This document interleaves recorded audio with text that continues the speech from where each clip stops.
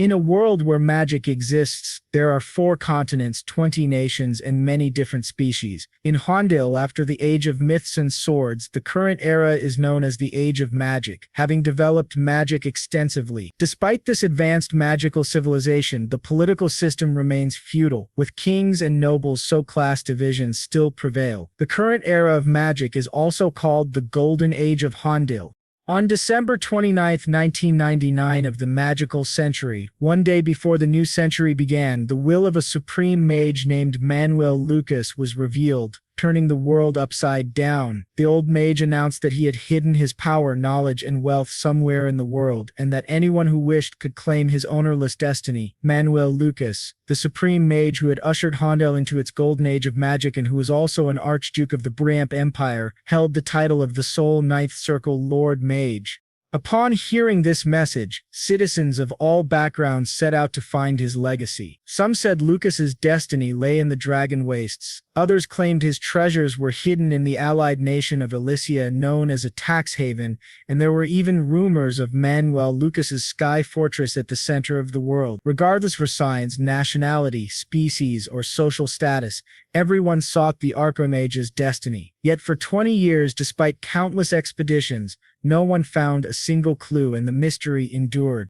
One day, a man broke into a sweat when the system before him confirmed that he had acquired Manuel Lucas's destiny, and he was ecstatic at this revelation. It was the magical century year 2007, at Lawrence Castle. The steward, Mordamo, asked young Master Adrien if he intended to resume his studies. Adrien said yes, but Mordamo insisted he didn't have to. The boy replied that he had a book he liked and would go find it later. Adrian Lawrence, the second son of Viscount Lawrence, believes himself to be a reincarnated soul remembering his past life, though nothing especially remarkable happened then. In his final moments, he died in an accident when his military truck overturned, just 1 month before his discharge. Yet when he opened his eyes, he was in the Republic of Korea no more. He had been transported to the kingdom of Hade, reborn as Adrian Lawrence of a common noble family.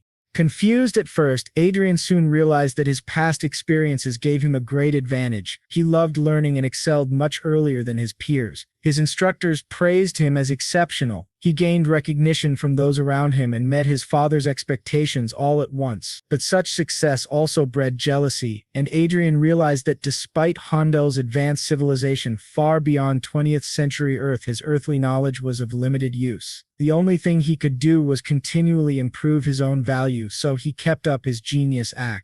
But life isn't easy enough to navigate by effort alone. Adrien remembered the day he was eating with his mother and suddenly fell from his chair. He'd been poisoned. He was only 7, and the doctor said he was lucky. If treatment had been delayed even a little, he would have died. People wondered who was responsible, but Adrien knew the culprit immediately. When he was ill, someone entered his room and asked him anxiously if he realized how worried she was. Frightened, he looked up and saw that woman, Anna Lawrence, his father's legal wife. The high lineage of the Lawrence family made Adrien's humble origin and the fact that he was not the first wife's son uncomfortable for her, especially since he had caught the attention of the family's patriarch. After recovering from the poisoning, Adrien was filled with rage. Despite how advanced this world was, the political system was still extremely backward. Condemning Anna without concrete evidence was impossible. What frustrated him the most was that his father didn't react at all. It was clear Anna was the prime suspect. That's when Adrien understood his father was turning a blind eye and pretending not to know the truth, all in order to preserve the family's reputation. From that moment on, Adrien stopped acting like a genius.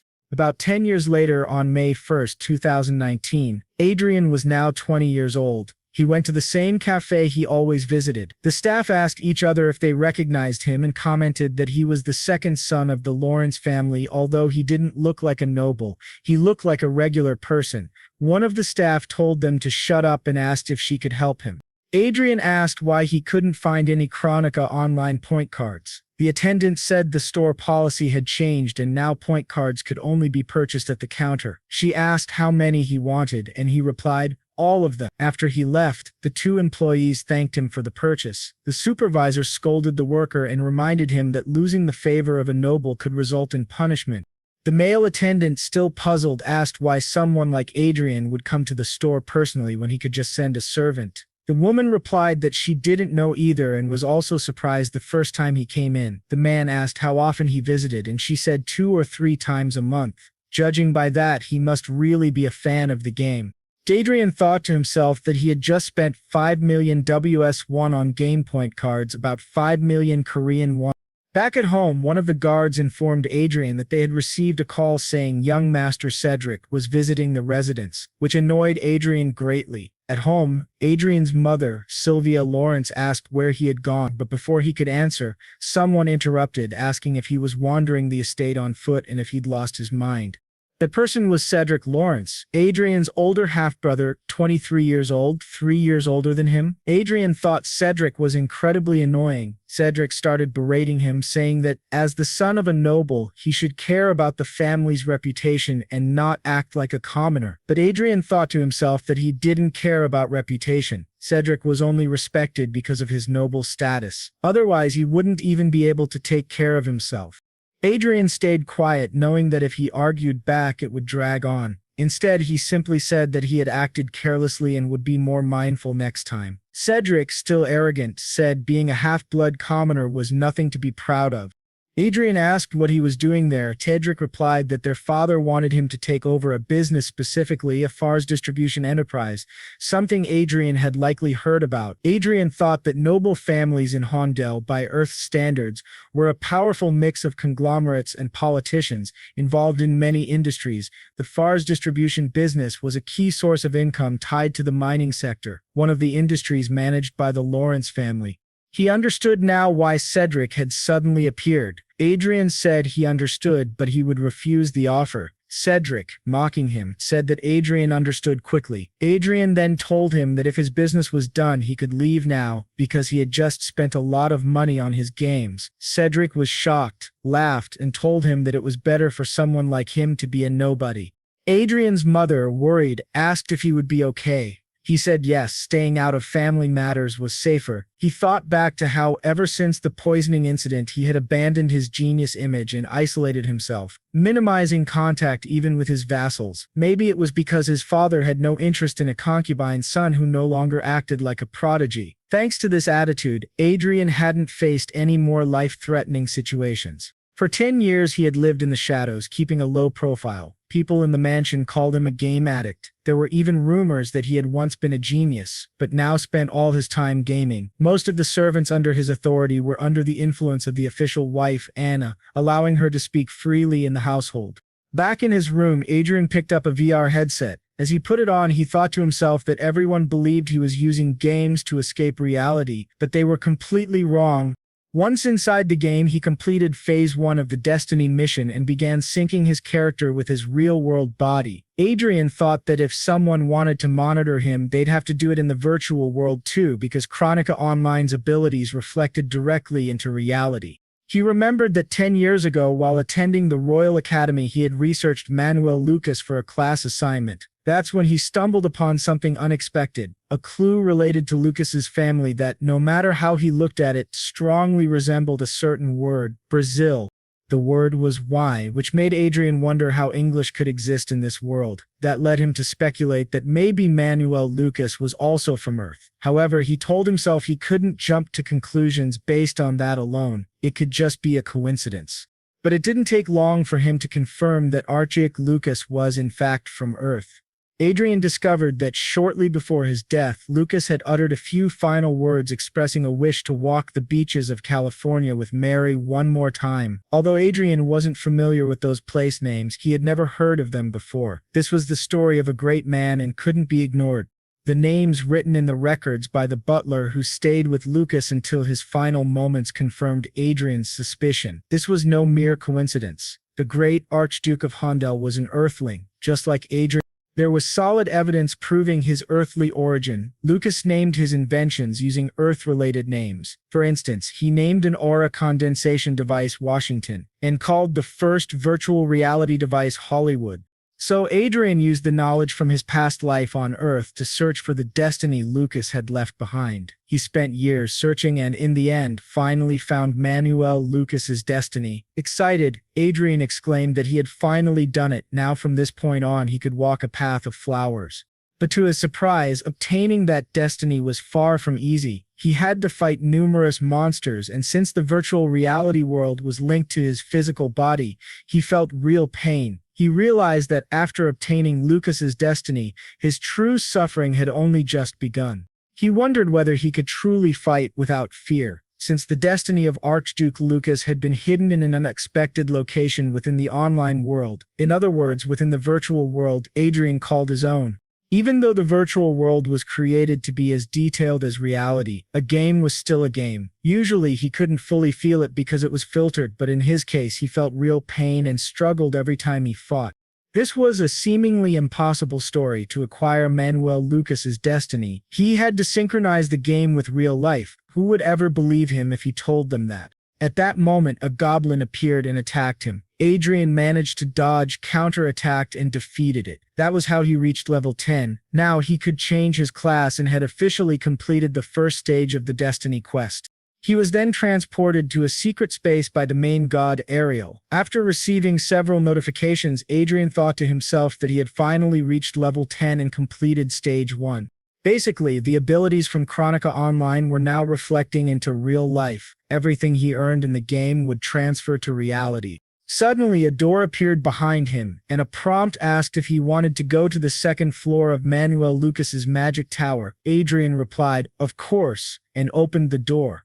Inside was a gigantic library, very different from the empty first floor. There were many bookshelves filled with books. In the corner, he saw a treasure chest. When he opened it, he received 5 billion lote and was prompted to input his account number to receive the deposit. Adrien thought that finally, a prize that felt like a real reward had appeared, but even though he couldn't claim all that money in reality, the true value of the destiny wasn't the wealth, it was the magic circle he obtained. He had now changed his class to a mage, and the magic circle had perfectly bound to his real body. The system warned him not to log out, as his synchronized body could suffer serious damage if disconnected by force. He realized that up until now he thought the MP bar shown alongside HP was just mana, but he had never actually felt mana in real life. Now, with the creation of the magic circle, he could clearly feel the presence of mana in his chest. It hadn't been an easy process. This, he realized, was the true power of destiny, the synchronization between the game and the real world. Now that he had formed the first circle, he wondered if he could learn a technique that complemented it. When he reached for a book, a window appeared asking if he wanted to view the materials. Adrien thought it was very convenient, not needing to flip through all the books manually. It was just what you'd expect from the greatest mage in the world, Manuel Lucas. After a while, however, he began suffering from a splitting headache. While learning skills and magic just by touching books was convenient in games, the process of embedding those principles into his mind was extremely painful and uncomfortable. At last, he reached the final book, the Magic Circle Concealment Manual, which allowed him to hide the mana circle he now possessed. Adrien thought this skill was exactly what he needed most right now, and it was as if Manuel Lucas had known his situation. He acquired the skill but collapsed to the ground from the pain. He thought that honestly he hadn't had high expectations when it came to the destiny of Manuel Lucas. All he really wanted was to live a peaceful life with his mother, free of complications, and he would do whatever it took to achieve that. The next day, during a training session on the mansion grounds, a knight commented, "He's got more stamina than usual." Adrien asked, "You really think so?" The knight named Vice said that honestly he was surprised when Adrien said he wanted to train in swordsmanship. Adrien replied that his body had been feeling heavier lately and thought to himself truthfully, he thought that training his body in real life might help him in the game. But setting that aside, he could now feel the mana circle and his stamina improving. It seemed that improvements in his in-game stats were also having an effect in the real world. In other words, the skills he could use in the game were also usable in real life, which was insanely overpowered. Fortunately, he was able to solve the problem of hiding his mana circle from knights sensitive to mana using the mana circle concealment ability. A knight then asked him if something good had happened. Adrien replied that he had gotten a good item in the game. The others training nearby commented, saying, as expected from a gaming addict, and Vice is a freak for helping a weakling like him. Vice got angry and told them they were being too rude. Adrien simply asked him not to worry about it and thought to himself how grateful he was that Vice got mad on his behalf. But in truth, it was all an act. He needed to avoid the pathetic looks from Anna and Cedric. Being ignored as a useless bastard was actually the best-case scenario for him now. Once again, he returned to his room and logged into the game. Now that he had confirmed his real-world stats were linked with his in-game ones, what he needed most was to create a guild. That way, he could gain more money and more skills in the future. He remembered someone once told him that the most important power in this game was the power of your wallet. So he began purchasing various items, potions, stat boosts, blessings of the goddess protection, increased XP, and many other buffs. Then a new window popped up, saying he could now summon a supporter. He wondered, what do they mean by supporter, and guessed that it must be due to his low stamina. Having a support character would help him grow. To summon a supporter, he needed to use XP points, the same ones required for leveling up. But since he planned to play in a team, it wasn't a waste. He decided to select a high-tier warrior as his tank. He didn't care about the cost. When he clicked to summon, several supporter characters appeared. He thought it was very similar to the strange Korean games he had seen. He spent 30 million WS but didn't find any character he liked. Then he was surprised to see one of the supporters, Arshia, the Steel Celestial. She was a defense-specialized support character with a protective shield ability called God's Shield. He wondered if this was the first time he'd seen a support like that. Maybe she was an undiscovered character. Her class was Unique Angel, and she had excellent skills. He was then asked whether he would like to register Arshia, the Steel Celestial, as his supporter. He said yes. Emma explained to him that once the character was registered, no changes could be made, and asked him to confirm again. He confirmed and registered Arshia. A grand visual effect displayed her character, and she appeared right before his eyes, a tanker with a massive shield named Arshia, the Steel Celestial. Adrien commented that her facial expression looked like that of a golem in a human body. He then headed straight to the battlefield with Arshia and tested her skills. She was incredibly effective at defense, while he just kept casting the magic missile spell. In that short period of fighting alongside her, he reached level 20. The hunt was going far more smoothly than he had expected. Even though some of his XP was being transferred to her, he didn't feel any major difference. Then, a new window appeared, notifying him that he had been playing the game for 15 hours straight. The system asked him to please log out and rest. So he logged out, returned to his room, and said that today had been really good. He decided to take a nap, and once he woke up, planned to go to the training room. But to his surprise, he sensed someone standing right behind him. When he turned around, he saw Arshia, the Steel Celestial, had transferred into the real world. Startled, he asked, "What the hell are you doing here?" She replied, "I am my master's support." But he said that wasn't what he meant. What he really wanted to know was how she had left the game. She said, "Ah, I understand now. You must be curious about how I can maintain my presence in reality." He answered, yes, and thought to himself that, judging by how she could distinguish between the game and the real world, she clearly understood his situation. She then explained that she was a homunculus, essentially an android, and her creator was Sir Manuel Lucas. Her appearance and combat characteristics were predetermined by her master based on the concept of the Steel Celestial. Adrien thought to himself, so in other words, she's one of Sir Lucas's legacies. She confirmed that. He cursed in his head, thinking, damn it, if I had known this would happen, I would have chosen a better support, someone more versatile than her. He asked if her stats were the same as in the game.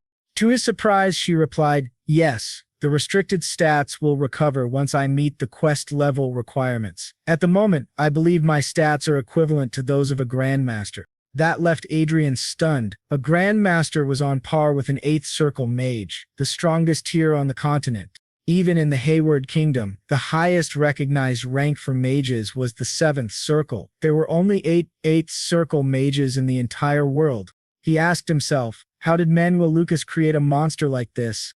Still, it was reassuring to have a trustworthy companion who obeyed only his commands. Now the problem was how to hide this girl. He asked her where she had been before she showed up there, and whether it was possible to take her back into the game. She answered that she had been in a suspended state. She explained that she had been waiting in a maintenance warehouse in Evero, a holy city. She had been transmitted through the game's management server, and such transmissions were only possible during the initial dispatch. After that, if she wanted to return to the maintenance warehouse, she would have to go back on her own. Adrien asked if she had any stealth or magical concealment abilities. She replied that, being a warrior class, she didn't have any stealth skills, but she could use mana concealment. He asked her to show him. When she activated her mana concealment ability, the protective shield embedded in her armor disappeared along with her mana signature. Fortunately, just like him, she had the ability to conceal her mana so she wouldn't be detected by the knights. That was exactly what he needed. He commented that it seemed he had no other option, and since his reputation was already one of the worst, he didn't care anymore. The next day, he casually walked around the mansion with her as if nothing was unusual. The servants whispered that Master Adrien was openly bringing a woman into the mansion. Some of the maids even claimed they had seen her and Master Adrien in his room, and they all wondered who that girl could be. When he went to speak with his mother, she was overjoyed and asked when he was going to marry, saying that the girl was very lovely. Embarrassed, he ran off and returned to his room to continue doing missions. Eventually, he reached level 30. Looking at his status window, he thought that pretending to be a young, mature master who brought an exotic guest into the mansion was the best way to keep people from suspecting Arshia's true nature. He then asked her what happened to her real-world body when she was connected to the game. She said it switched to energy-saving mode, meaning it was essentially resting. However, the monitoring function would remain active for her master's protection. He asked if that meant she could alert or respond to him immediately if something happened outside. She confirmed, saying exactly. Before they could think any further, the next phase of their quest began. They had to fight an orc warrior named Kant. Adrien received the mission notification, Fate Mission Stage 2, Defeat the Orc Warrior Kant. The huge orc told Adrien that he could become someone special if he managed to kill him here. A warning window appeared stating that consumable items such as bombs and scrolls were prohibited during this battle. Adrien thought, so items that make hunting easier are banned. Looks like Manuel Lucas wants his disciple to grow stronger through raw skill alone. He called Arshia and told her they were going to take down this orc. When the orc charged to attack, Arshia raised her shield and blocked the massive blow. The monster seemed confused. While the orc was distracted, Adrien activated magic missile and launched it straight into the orc's eyes, scoring a critical hit. He thought to himself that thanks to his improved physical condition and high-quality equipment, the power of his magic missile surpassed that of a basic first circle spell. If this orc was a monster of the same level, it should be easy to defeat him. But to his surprise, the orc drew a sword and tried to finish him off. Arshia managed to defend in time. Adrien shouted, "This is crazy." The orc, even blinded, kept charging at him without hesitation. He realized that the orc's HP bar hadn't even dropped to half yet. The orc began unleashing a flurry of blows at the two of them. Adrien thought he would die if even one of those hits landed. He was grateful that Arshia was by his side. He admitted to himself that he would be lying if he said he didn't get nervous seeing such a powerful enemy coming straight at him. He had already died once, so he wasn't taking any chances. He activated Earth Shatter and a hole opened beneath the orc, causing him to fall into it. After knocking the orc down, Adrien reminded himself that at this level, he couldn't let fear get in the way. He had to clear this stage. He told Arshia to let the orc stand again and then continued to launch attacks from various angles. After a long and intense battle, the orc warrior Kant finally dropped to 50% HP. Adrien muttered, "This guy is seriously persistent. It would have been better to drop the sword and use some floor techniques." As the orc charged at him once again, Adrien activated another magic missile and finally defeated the orc warrior, completing Stage 2 of the Fate mission. A notification appeared, conditions met to unlock the next area of the magic tower. The third floor of Manuel Lucas's tower has been opened. That night, in the office of Viscount Lawrence, the viscount stood by the window deep in thought. Someone entered the room and asked what he was thinking about, calling him darling. It was Adrien's father, Heiford Lawrence, and the woman was his wife, Anna Lawrence, his first wife. She asked why he was alone at that hour of the night. She wondered if it had something to do with the rumors that Adrien had brought a commoner woman into the mansion.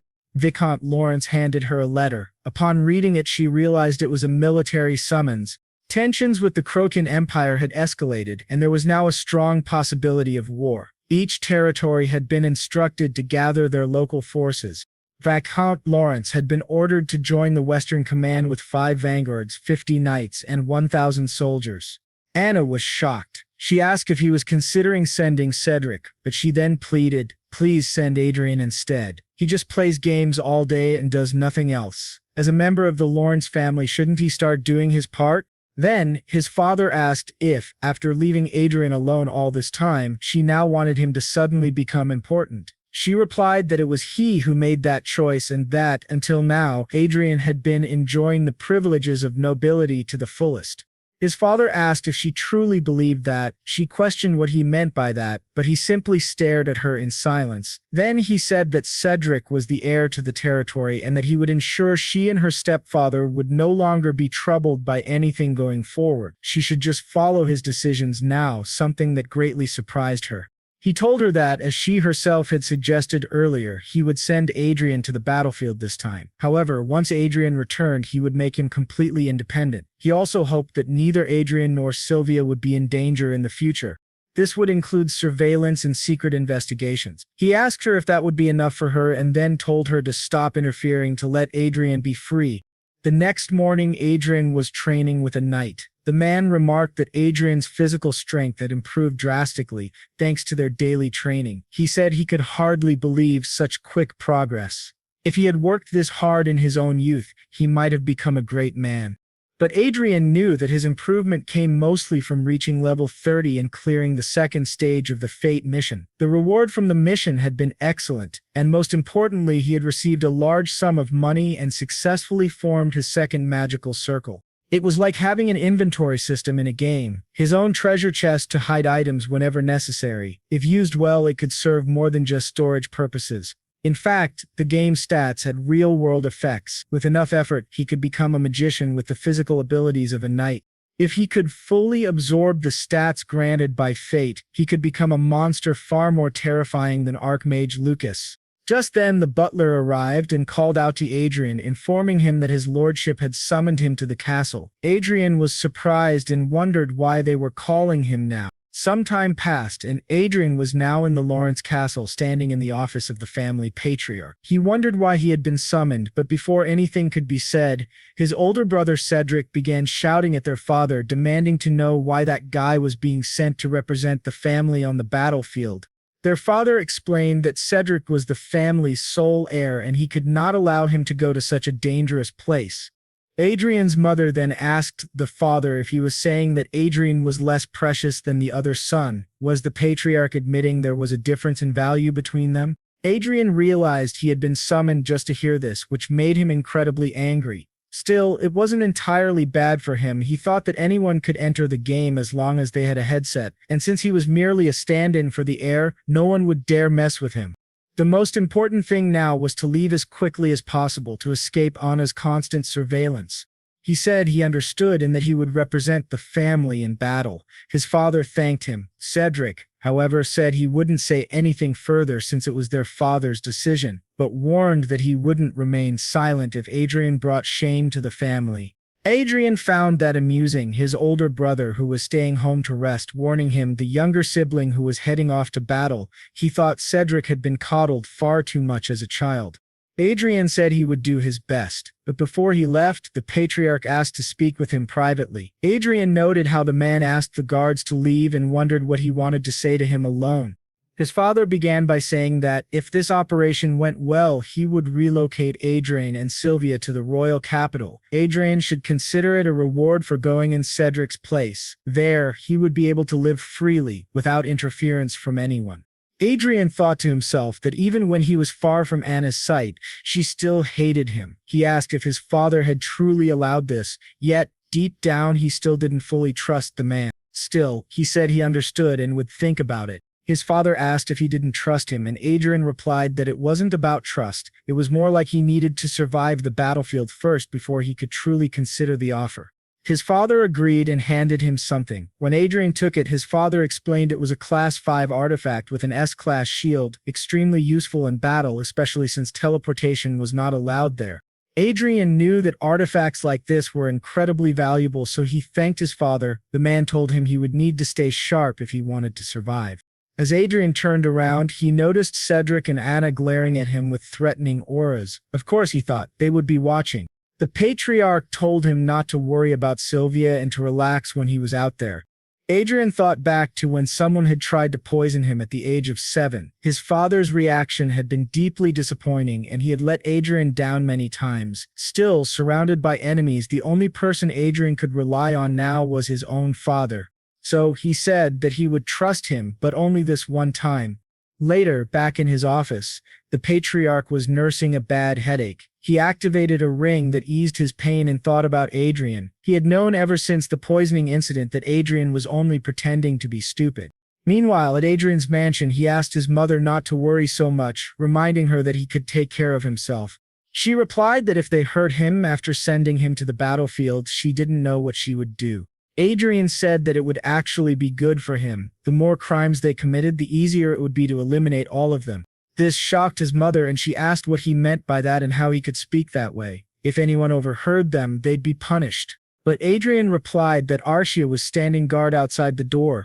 He says that he's not just getting beaten up like before since it's almost over. He asks her to please wait just a little longer, because when he comes back, everything will definitely change. Now, 2 days later, in the military convoy of Lin's, the butler Hamin asks who that young lady is. Ed asks him if he doesn't recognize Arshia, and the butler says he's heard about their relationship, but he's heading to the battlefield and isn't so sure about bringing a lover along. Inside the conference room on the levitation train, Adrian says they'll still need to discuss Arshia. He thinks that he can't leave her behind because she will save him if things go wrong, especially now that she has recently leveled up significantly and her attributes are close to those of an official knight. He still needs to improve his survival tactics. He spent 200 million in just 2 days of gaming and completed the 3rd level of the Luck Encounter quest with money. Now, he is about to reach the 4th stage. The rewards for the 3rd level each cost 100 billion. He obtained an omnipotent healing potion and 3 vials of elixir, which are now stored in his pocket dimension. He thinks it's the perfect reward for this situation, and he can't waste any more time there. He gets up and says he will rest in his room. He asks them to send a message when something happens. The others wonder what he's going to do, and he bluntly says he's going to play a bit, asking if that's a problem, which surprises everyone. One of them says that the rumors were true, which leaves her somewhat surprised, thinking that guy is a vanguard. He recalls that vanguards are a special force equipped with power armor and power swords. They are the centerpiece of war and are a key factor in evaluating a nation's military strength. That man asks Adrian if he's sure about what he's doing, warning that he'll be seen as an incompetent commander if he continues, especially since his reputation isn't great. He even brought a girl to war and now says he's just going to play games. He understands bringing the girl since she's quite beautiful, but someone interrupts and addresses him as Mr. Dalton, telling him to be careful with his words, which scares Dalton. This man then turns to Adrian and says that his subordinate has crossed the line and apologizes. He is another vanguard, the vice leader of the Knights, Bilon. He says that a long journey like this is meant to pass the time. Adrian thinks that his expression doesn't seem like someone who truly wishes to apologize.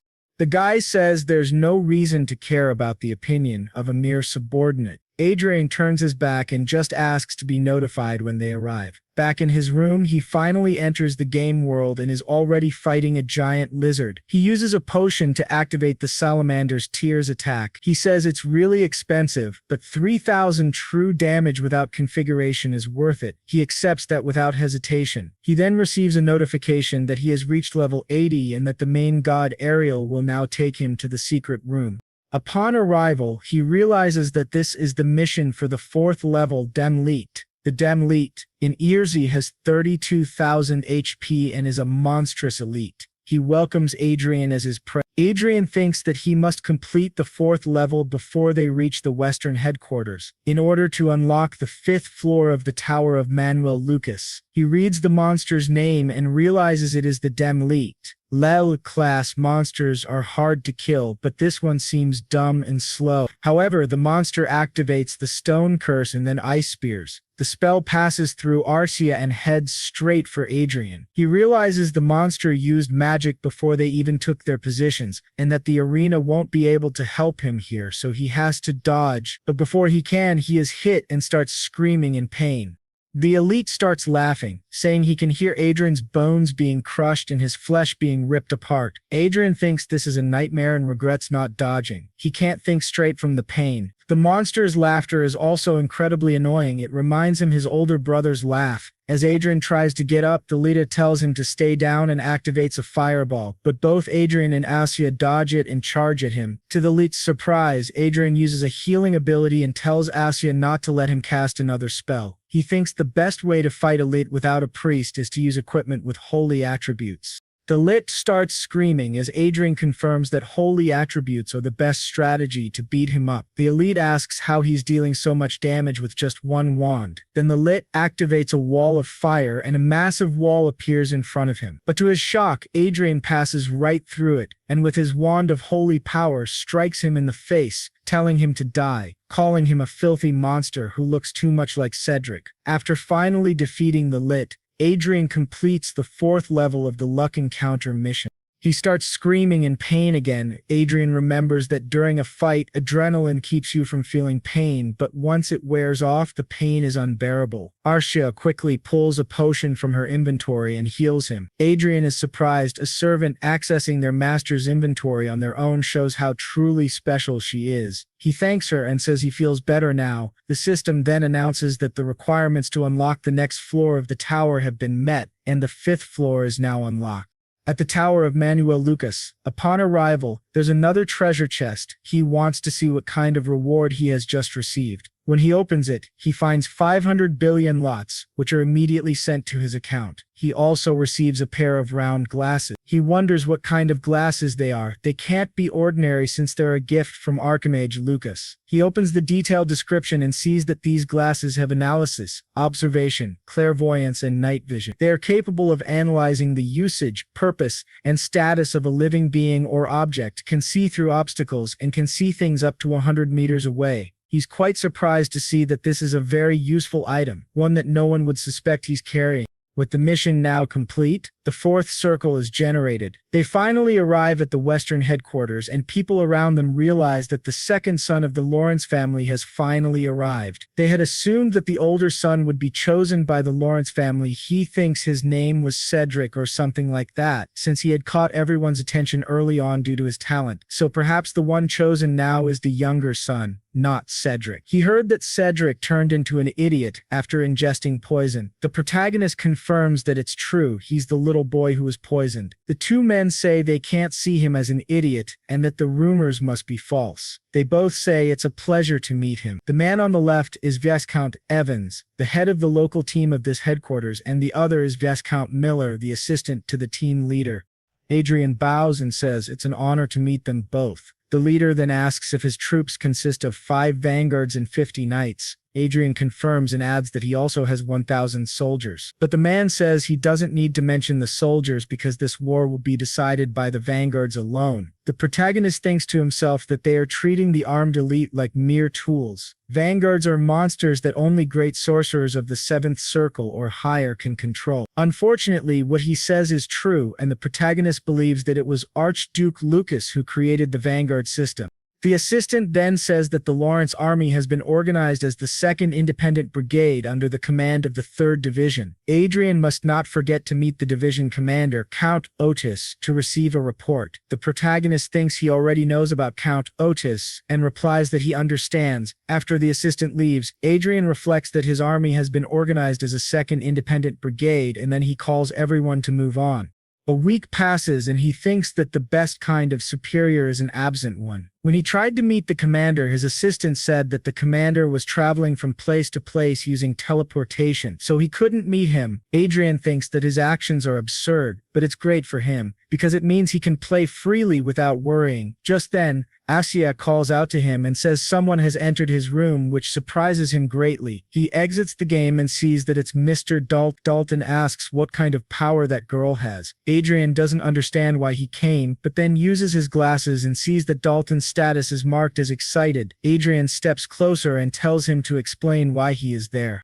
Dalton says he was concerned for Adrien's health since he had been playing for a long time, but the girl blocked his way. To Dalton's surprise, Adrien kicks him and asks why he did it. Adrien says he told them to send a message if anything happened and that Arshia is always by his side protecting him. Adrien demands a better explanation for why he entered the commander's room without permission, and whether his intent was to kill him. Dalton is shocked and says this is going too far. He asks Adrien if he knows who he is. He's a vanguard. How could he do something like that? Adrien kicks him again and then asks Arshia to explain what happened. She says he tried to separate her from Adrien. Adrien asks if she means he tried to take her somewhere, and she says yes. Dalton argues that she is falsely accusing him and asks Adrien if he's really going to believe some random girl over a vanguard. Adrien thinks that this guy is trash and that those knights must have followed him to see what would happen. He says this is a violation of military discipline. In fact, it amounts to mutiny, and that Dalton will be punished accordingly. Adrien then points a dagger at him and tells him to step forward. Dalton, furious, asks if he's serious, and the others in the background beg him to calm down. Adrien thinks that he's not doing this to seem like a good person. He's doing it because he wants to survive. This is a place where Anna can't monitor him, which means he has no reason to hold back. So he stares Dalton down and dares him to come at him. Meanwhile, in Vice Leader Bellon's tent, someone arrives saying that the brigade commander has issued an execution order for Mr. Dalton, and they need to go immediately. Dalton thinks he never expected this from Adrien. They've got a reckless commander now, and he can't just invent an execution order for a vanguard at a time like this. But to his surprise, a dagger suddenly appears right in front of his eyes. He barely manages to grab it and notices it has blood on it. Adrien asks why he didn't react faster. One more second, and he would have been killed. Dalton is now on the ground in immense pain. One of the others asks for context, and Adrien says as far as he knows it goes against knightly morals to harass a woman. He asks the vice leader what he thinks, and the vice leader, clearly furious, demands to know what they've done. He then bows and admits that this happened because of his lack of tact, asking for forgiveness. While stepping on Dawson, he declares that Mr. Dawson is suspended from his position. He orders them to confiscate his armor and imprison him. Additionally, the three others involved will also spend some time in prison for insubordination and complicity.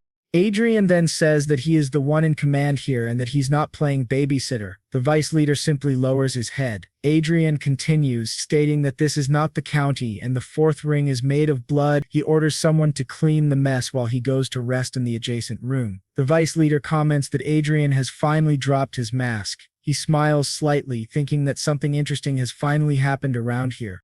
Once again, the boy locks himself in his room and resumes the game, fighting alongside Arshia against more monsters. During the battle, he thinks about how he keeps targeting their weak points, yet they still manage to keep their distance. This is the knight fallen from Zenith, basically the boss of the 5th level. Charging toward them, he yells for them to die. Just as he is about to strike Adrien's neck, Adrien dodges. To the knight's surprise, Arshia slams her shield right into his face. At that moment, the boy activates his magic, and strangely the knight smiles. He says that he is merely a stepping stone for Adrien's growth. With that, they defeat yet another enemy, and the 6th floor of the Tower of Magus Lucas is unlocked. Upon reaching it, Adrien receives 2 trillion lots. He is becoming wealthier by the day. A new bank account is created for him in the Union Bank of Elysia. Adrien reflects that although it's an exaggeration, it's still very gratifying to see. However, he is surprised by 2 new notifications. He sees that he has received several new items: the Scepter of Istro, the Cloak of Istro, the Armor of Istro, the Shield of Istro, the Short Sword of Istro, the Sword of Istro, and various other Istro equipment. Arshia notes that the Cloak and Scepter are unique items that only he can use. The rest, he decides, will go to Arshia. These are all incredible pieces of equipment, which is expected, considering they were crafted by Archduke Lucas. At that moment, he's informed of an intruder. He returns to reality as someone enters his room and apologizes for the intrusion. Adrien asks what's going on. The soldier explains that he sensed a powerful aura. The protagonist replies that he was just inspecting some artifacts and asks the man not to worry about it. The soldier apologizes again and leaves. Adrien then talks about Mage Lucas, and as he suspected, confirms that this sword is the kind of weapon an elite vanguard would use. The sword is made of mithril and dragon bone. He says that anyone could match a vanguard soldier while wielding this sword, even if just for 15 seconds. Normally, equipment given to vanguard members is enhanced because unlike mana, ore cannot be created and is hard to store. He wonders whether these mage items also have that effect. He takes out the scepter and cloak of Istro and discovers that their special ability is storing aura. Surprised, he finally understands why everyone desires Manuel Lucas's legacy. 2 weeks pass since he was appointed as the family's representative to lead the army at the front against the Season Empire. The atmosphere has been tense with the looming threat of war. At any moment, countless people may give their lives for their country. As he walks around, he notes that ever since the Dalton incident, everyone has been avoiding him and treating him with great respect. But something is peculiar about how Bellon treats him. He always looks at Adrien in a friendly way. Adrien notices that Bellon's status shows curious and cautious, but he doesn't want to deal with that now. Since everyone fears him, he can finally play in peace.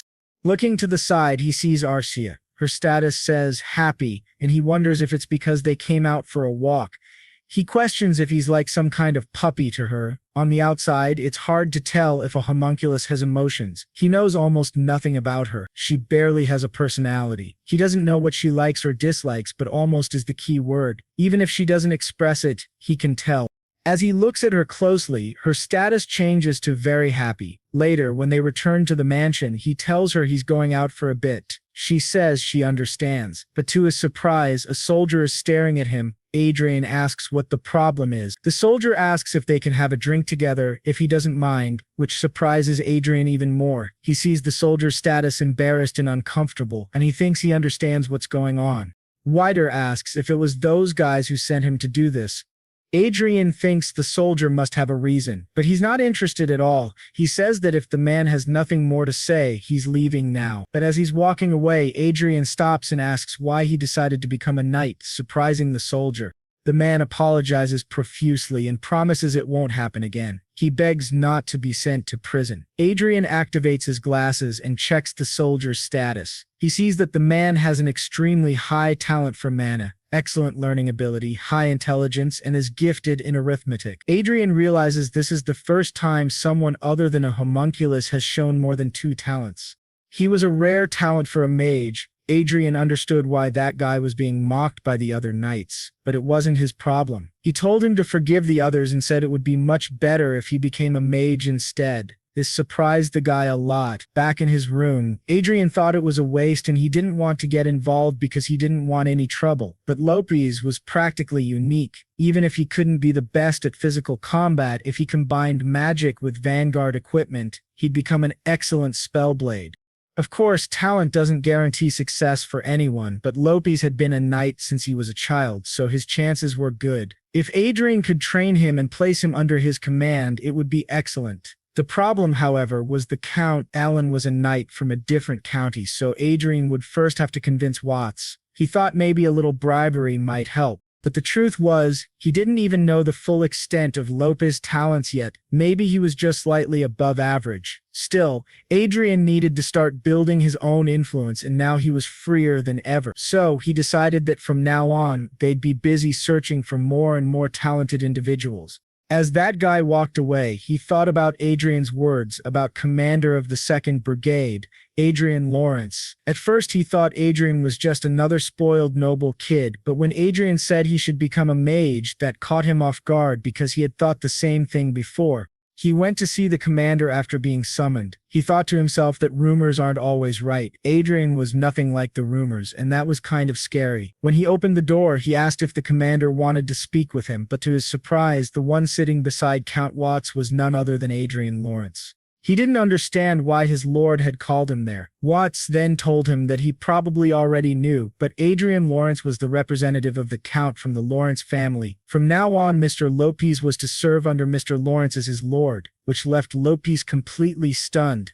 Adrien thought back to something from his past life. When China lost to Korea in a football championship, someone asked, how can a country with 1.4 billion people not find 11 good players? Someone replied, because the Chinese Messi or Ronaldo is probably out there farming somewhere. Adrien realized that's exactly how it is. No matter how much potential someone has, it doesn't matter if there isn't a system that helps them bring that potential to life. He asked Arshia, who would have thought that in this place so many people would be walking the wrong path? A few days later, Adrien recruited several people: Alan Lopes, a third-class knight from Count Watts; Ederson, a peasant laborer and one of the only soldiers capable of playing an instrument, who became a trumpeter; Eric Jones, a bold young man caught trying to sell pornography in the army; Nicholas Brown, and a maid from a neighboring army, Linda Noah. Adrien believed each of them was exceptional, they just never had the chance to show it due to their respective circumstances. Linda Noah approached him and asked why she was there. She said the test had confirmed she couldn't be a mage.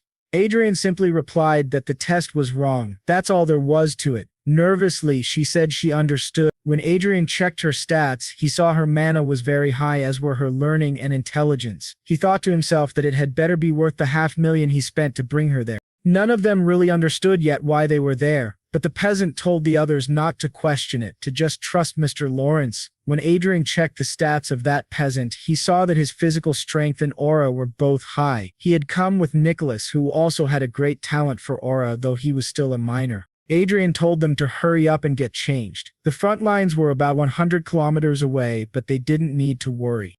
Then, Adrien took all of them to one of the most expensive shops in the city. He could tell that most of them felt awkward and out of place, probably because they had never been in a place like that before. Someone walked in and pointed to an outfit, saying they'd take it. Adrien said it was a good choice. Eric Jones thanked him and called him commander. When Adrien checked Eric's stats, he saw that his political negotiation was very high, his administrative capacity was high, and his trait was silver tongue. Adrien thought that while the others were good frontline fighters, Eric was a fighter in politics. His talent was truly impressive. Adrien told them not to worry about the price. They should take whatever they wanted and always aim for the best. He thought to himself that talent means nothing if you don't train it. From now on, they'd start training outside the base, and they'd also be educated. They'd be dressed properly to fit the environment. After everyone received new clothes, they asked Adrien if they'd be living in that giant mansion. Adrien replied that yes, they'd spend most of their time there. The staff had already been assigned. He told them not to worry about daily chores, just to focus on their studies. He'd be paying their monthly salary, and on top of that, they'd receive $20 million monthly and a $240 million annual bonus. But they must not forget the rules of their contract. They were very happy with the money and said they would do their best. Adrien told them that if they proved his intuition was correct, there would be much more money where that came from. However, that kind of result doesn't happen overnight, so they had to give it their all. He added finally that he hoped they wouldn't disappoint him. He hated having to give lectures. They all responded with a firm yes, Commander Adrien. The protagonist thought to himself that these were the best talents he had found. From now on, they would be his personally selected elite. This wasn't a short-term investment, but one day they would thrive. It was a major investment in a bright future. As he walked through the city, he thought that when he returned, he would have to be careful when confronting Cedric, even with Anna at his side. He also needed to consider his mother. But then, to both their surprise, he suddenly felt something at his back, and Arshia quickly grabbed the man by the neck. Adrien calmly greeted the man with a good morning, thinking that he had been getting more and more worried about their safety. He had already spotted several spies lurking around daily. He approached the man, and before the man could say anything, Adrien cut him off, saying he wasn't interested in hearing his words. He asked if the man's brother truly didn't know when to give up. For a rat like him, there was only one way to become useful. Adrien said that stupidity was a dangerous flaw in a spy. He asked how much the man valued his life before throwing him to the ground and telling him to follow orders, and everything would be fine in the end. The spy trembled in fear, sensing Arshia's aura. He realized she was an aura specialist, not an ordinary woman. The man claimed he didn't know anything, but after Adrien threatened him, he revealed everything. Adrien asked if he had followed them there since the teleport, with the help of an inside agent. The blonde spy, very nervous, wondered how Adrien knew that. To his surprise, Adrien told him that he already knew everything about him in advance. He had always been one step ahead, not only of him but also of the other spy. Maybe this man could help him stay even further ahead. Adrien was certain that he was only following Cedric's orders, and he felt the man was reluctant to spy on him. The man looked at Arshia, visibly nervous. He asked Adrien if he was really planning to go against Master Cedric. Adrien gave him a sly smile, and the man said he couldn't do that. But at that moment, Adrien pointed a dagger at him and told him to save his words. If he feared death, then he must obey Adrien. If he wanted to live, The man responded, "Yes, young master." Adrian smiled and said, "That's what he liked to hear." Then he asked the man what he thought about working for him instead. He told him not to worry, he would never put him in danger. He always considered himself a merciful man. All he wanted was for him to write false reports. His little friend would be arrested in his place. Adrian asked if he accepted, and the spy said yes.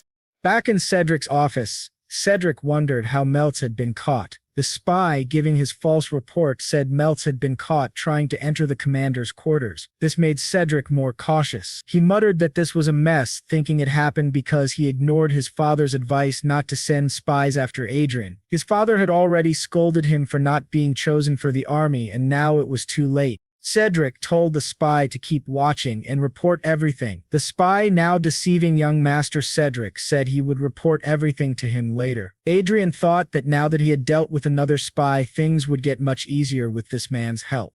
The others were progressing very well. He had recruited another 20 people with some form of talent. Eric and Arshia had proven to be very capable of leading the school. Everyone was giving their best, and Adrian knew he couldn't fall behind either. He finally reached level 59 and thought that just one more level and he would become a 6th circle mage, but to his surprise, a message appeared, declaring a state of emergency. He exited the game and asked his subordinate for a report. The subordinate informed him that Imperial combat ships had entered their airspace. They had received orders to remain on standby. War was about to begin. Adrian thought this truly marked the end of the calm before the storm. In the meeting room, they discussed the Imperial Cassing army moving toward them. Count Watts announced that local forces had been ordered to remain still. The troops would be gathered onto the train where they would be dispatched at any moment. All rest and meals would take place on the train. From that point on, spatial coordinate interference would begin. The entire front line bordering the Kayan Empire was almost out of signal. They weren't even to consider using teleportation. It would be suicide. From now on, all personal communication among the troops would be cut off. Except for the colonel and higher ranks, only radio communication would be allowed, and this applied directly to Adrian as well. Watts warned him not to stay in a room without a radio. Then Count Watts stood and told everyone that this was war, and they had to be ready at all times. Adrian thought to himself that the war had finally begun. He had just leveled up again, reaching level 160, and believed that now he would finally attain the 6th circle. He thought that in the end it was worth playing a bit, even though he remembered that other guy telling him not to play and to prepare for war. He felt a little guilty, but this was much more important to him. As a reward, he received more than 10 trillion lots, and the money he got was deposited in the Elysia Union Bank. He also received another reward, his sub-support, the supersonic Black Eagle, a gigantic eagle. He wondered if sub-supports were even supposed to exist in this game. This eagle was a combat support meant for an archer. He figured it might be easier to find correct information in reality than through the game system. When he returned to reality, he asked where the eagle was. He went outside to see if it was there. Stepping out of the spaceship, he thought the massive black eagle might appear the same way Arshia once did, in a dramatic, chaotic entrance. But as he looked around, Arshia noticed that the eagle was already approaching them directly. To everyone's surprise, the soldiers armed themselves and the brigade commander was told to dodge immediately, but the eagle landed right on top of the massive spaceship. The gigantic bird looked straight at Adrien and stood in front of him. Adrien gave the command for the soldiers to stand down, realizing that this was the supersonic Black Eagle. It was a chimera with the bones and legs of a black dragon and a body that could hardly be damaged, not even by an aura blade. With an ultra-high recovery rate, it had only one skill, shared vision. Like Arshia, it would unlock other skills as it grew stronger. He patted the eagle and said that the most likely condition for gaining new skills must be completing missions. He wasn't sure how this suicidal dive-bombing behavior would be useful, but the shared vision was definitely a huge asset. It was like receiving information at the speed of light. A crowd began to gather around him, asking what that creature was. Adrien thought to himself that this was a mess. He was so focused on the Black Eagle that he didn't even notice the people forming around him. There wasn't much he could do now. So he asked the eagle if it wanted to stay by his side. The eagle nodded, confirming it did, and he began to pet it like they were best friends. Everyone was shocked, not understanding why the eagle wasn't attacking. Adrien, on the other hand, thought it was a little embarrassing and felt like the eagle might bite him later. It was then stated that after the war began, the situation didn't just spark small battles in other regions, it expanded across the entire western border. It had become a full-scale war, but thanks to that, his brigade was making its debut. Internet communication remained disabled, so he couldn't log into the game for now. To his surprise, someone came reporting that the vanguard pilot of the Crowing Empire was approaching. Adrien told them not to panic and to retreat the army into the initial formation. He also told Bilan to prepare the vanguards. Although many of these battles had occurred in the game, he didn't believe he would die so easily. The guy next to him just kept staring. Adrien asked what was wrong, but the man said it was nothing. Still, Adrien sensed enemy vanguards approaching and realized they were under attack. He told the 2nd Battalion to activate the energy shield, which surprised everyone. They quickly activated it just in time. To their shock, one of the enemy vanguards attacked them directly, causing a tremor in the spaceship. Adrien thought that the attack came from such a long distance and was unbelievably strong. This wasn't just a test. If they didn't have a 7th circle mage or higher, it was obvious they wouldn't survive this kind of battle. He asked for a status report, and the ship's operators informed him that the 2nd Battalion's energy shield was gone. It would take 90 seconds to recover. Adrien thought that the shield, which was supposed to protect everyone, was destroyed by a single attack. Archduke Lucas should have crafted some magical equipment for them, but Adrien didn't need to envy the enemy vanguard. If he reached the max level in the game, he would reach the 9th circle. Arshia then asked if he was alright, and Adrien said yes. He thought that in the end he had an 8th circle grandmaster, Arshia, right by his side. The vice commander commented that they had managed to survive, and if it weren't for Adrien, they would all be dead. Adrien replied that he was just lucky, but he hoped he wouldn't have to go back on his words. Now, he had to think about how to defend or counterattack. The size of their offensive forces wasn't all that different, but the issue was the enemy's fortress. The Crowing Empire had 2 fortresses in the sky, but they were significantly smaller than theirs, probably designed for a massive invasion. The vice commander said that unless the enemy had lost information, this was the first time they had used those fortresses. Adrien thought that in this war there were vanguards on the ground and fortified floating fortresses in the sky. The ground was completely devastated and all the variables seemed to be right there. To their surprise, the spaceships continued attacking. Adrien muttered that everything was a mess. Then he felt something else, a weapon detachment process. He asked what it was and what had just fallen. Some soldiers laughed, saying it had broken in the end, and it was honestly kind of funny, but Adrien began receiving several notifications of magical power overload and realized this was bad. He quickly ordered a message to be sent to the fortress because a total suicide attack was about to occur. To their shock, that suicide attack actually happened. A massive explosion took over the sky. Now, in the Sky Fortress, they received the message and realized it was a suicide attack. The commander orders an immediate evacuation and commands them to use anti-aircraft bullets, personal firearms, or anything else they have. Use everything. Meanwhile, the protagonist thinks he's going to break, so he activates the Great Shield on his ring, which covers his entire spaceship. In this way, they manage to protect themselves from the Great Explosion, but he thinks it was a close call. If he hadn't used the artifact his father gave him, they all would have died. He wonders about the Sky Fortress, but when he looks, he feels relieved. They didn't fall as they quickly retreated. If the Sky Fortress and their allied forces had fallen, the enemy forces would have massacred everyone. He then requests them to check the status of the vanguards and the wounded soldiers. After the incident, Condietz is smiling a lot and thanking the boy for his hard work. His performance was excellent. If he hadn't noticed the enemy's suicide attack in advance, the damage would have been colossal. The enemies attempted suicide attacks on 3 battlefields simultaneously, but his unit was the only one to detect the anomaly early and successfully protected the fortress. He told the local commander that today's victory was thanks to him, and he's sure the boy will receive a great reward. The protagonist responds saying that's great. Then, Condietz says that it's up to a good leader to ensure his subordinates are rewarded when they contribute. The protagonist thinks that despite many people worshipping their superiors excessively, Condietz is reasonably decent. That Count mentions that there are some strange rumors circulating about him. Adder asks what kind of rumors, and they heard that the brigade commander Lawrence tamed a mysterious giant eagle along with his companion. They say the way he communicates with the eagle is truly mysterious.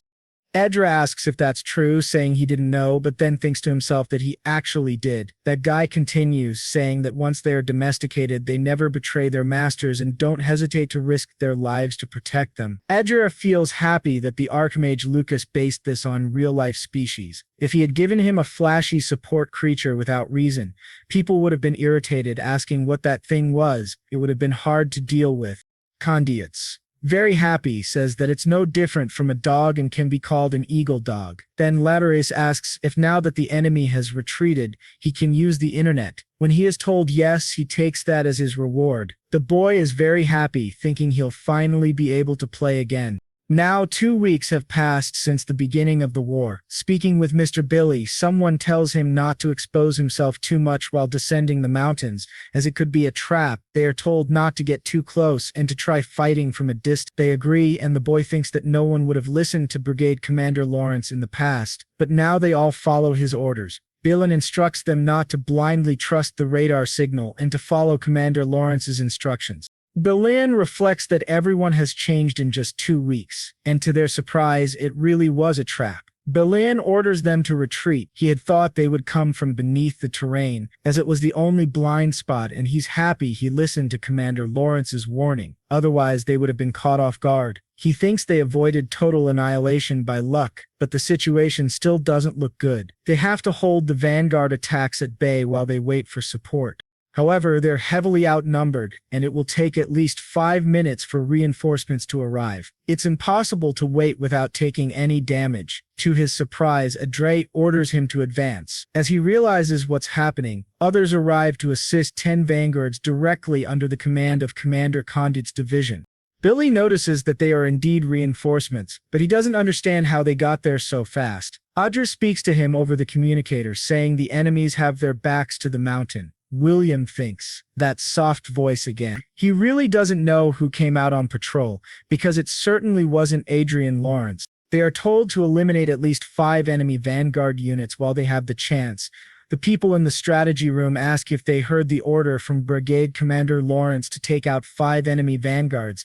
They say he's truly incredible. Not only did he foresee the surprise attack, but he also turned a crisis into an opportunity. Furthermore, while other units were struggling at post-focus, Commander Lawrence's team was handling things calmly. Condit thinks he initially believed it was just a coincidence, but with how things are turning out, it doesn't seem like it anymore. Wasn't it said that the prodigy of Viscount Lawrence turned into an idiot after being poisoned, but now it feels like a dragon hiding its power while it sleeps? He asks the others if Lawrence is about the same age. Michelle, if her family allows it, he would like to bring her there, which surprises everyone. Why would he want to offer his daughter to Adrian Lawrence? They say he already has a girlfriend and they're very close. He even took her to the battlefield. But Watt says that's not a problem, and if Michelle wants, she can be his mistress. They say Adrien is addicted to games, but Kodos defends him, asking if it's not better to be addicted to that than to drugs, alcohol, or women. He thinks to himself that he has already chosen Adrien as his son-in-law and no one will make him change his mind. However, some of the others say that considering Miss Michelle's fiery personality, if she hears that, they'll be in trouble. She's a bit hot-headed.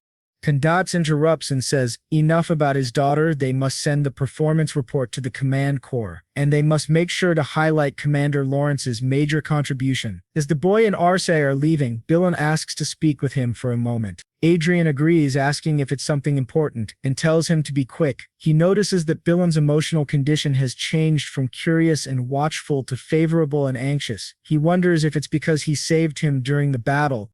Billen then asks why he hides his strength. Many of his subordinates are worried about the future of the territory. If young Master Cedric becomes the Lord as things are going now, there will definitely be a crisis. He believes Cedric is unfit to be a lord. If Adrien has any intention of competing with his brother, Billen would like to offer his full support, which greatly surprises the boy. He thinks to himself that the magical glasses don't show any false interactions, so this man isn't lying. Sir Billen is one of his father's closest aides.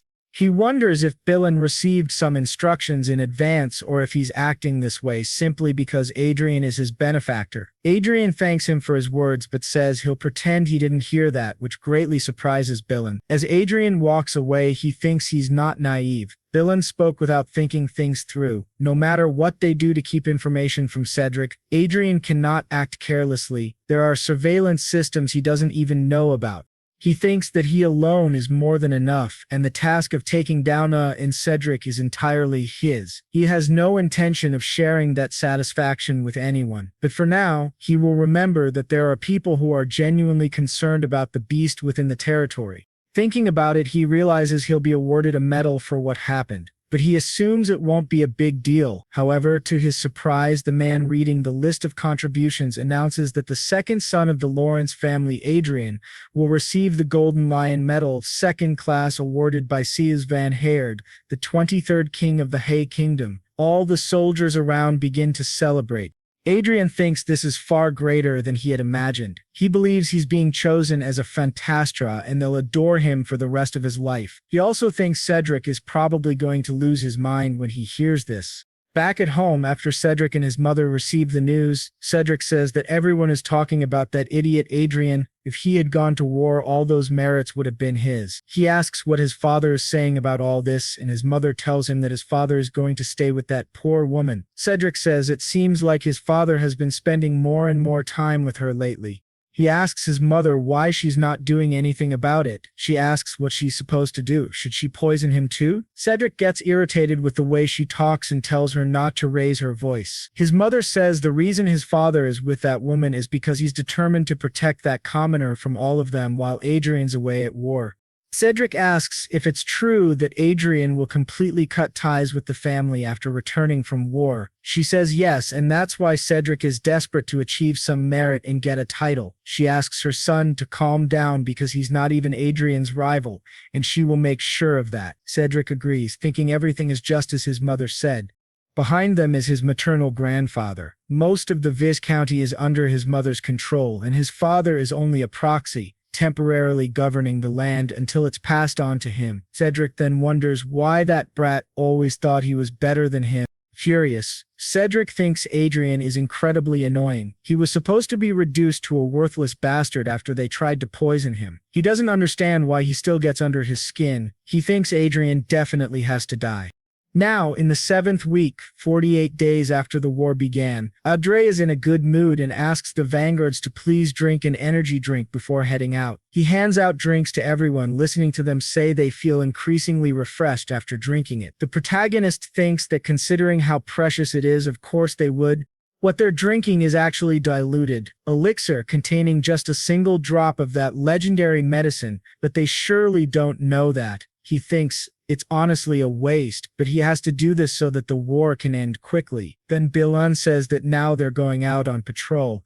The protagonist asks the vanguards to be careful, but to his surprise, he learns that the division commander is looking for him. He asks what that means. As he heads toward the division commander, he feeds Crow the name he gave to the Black Eagle. He remarks that Condotes has been calling him more frequently lately. The guy driving him says that it means Condotes really trusts him and asks if that isn't a good thing.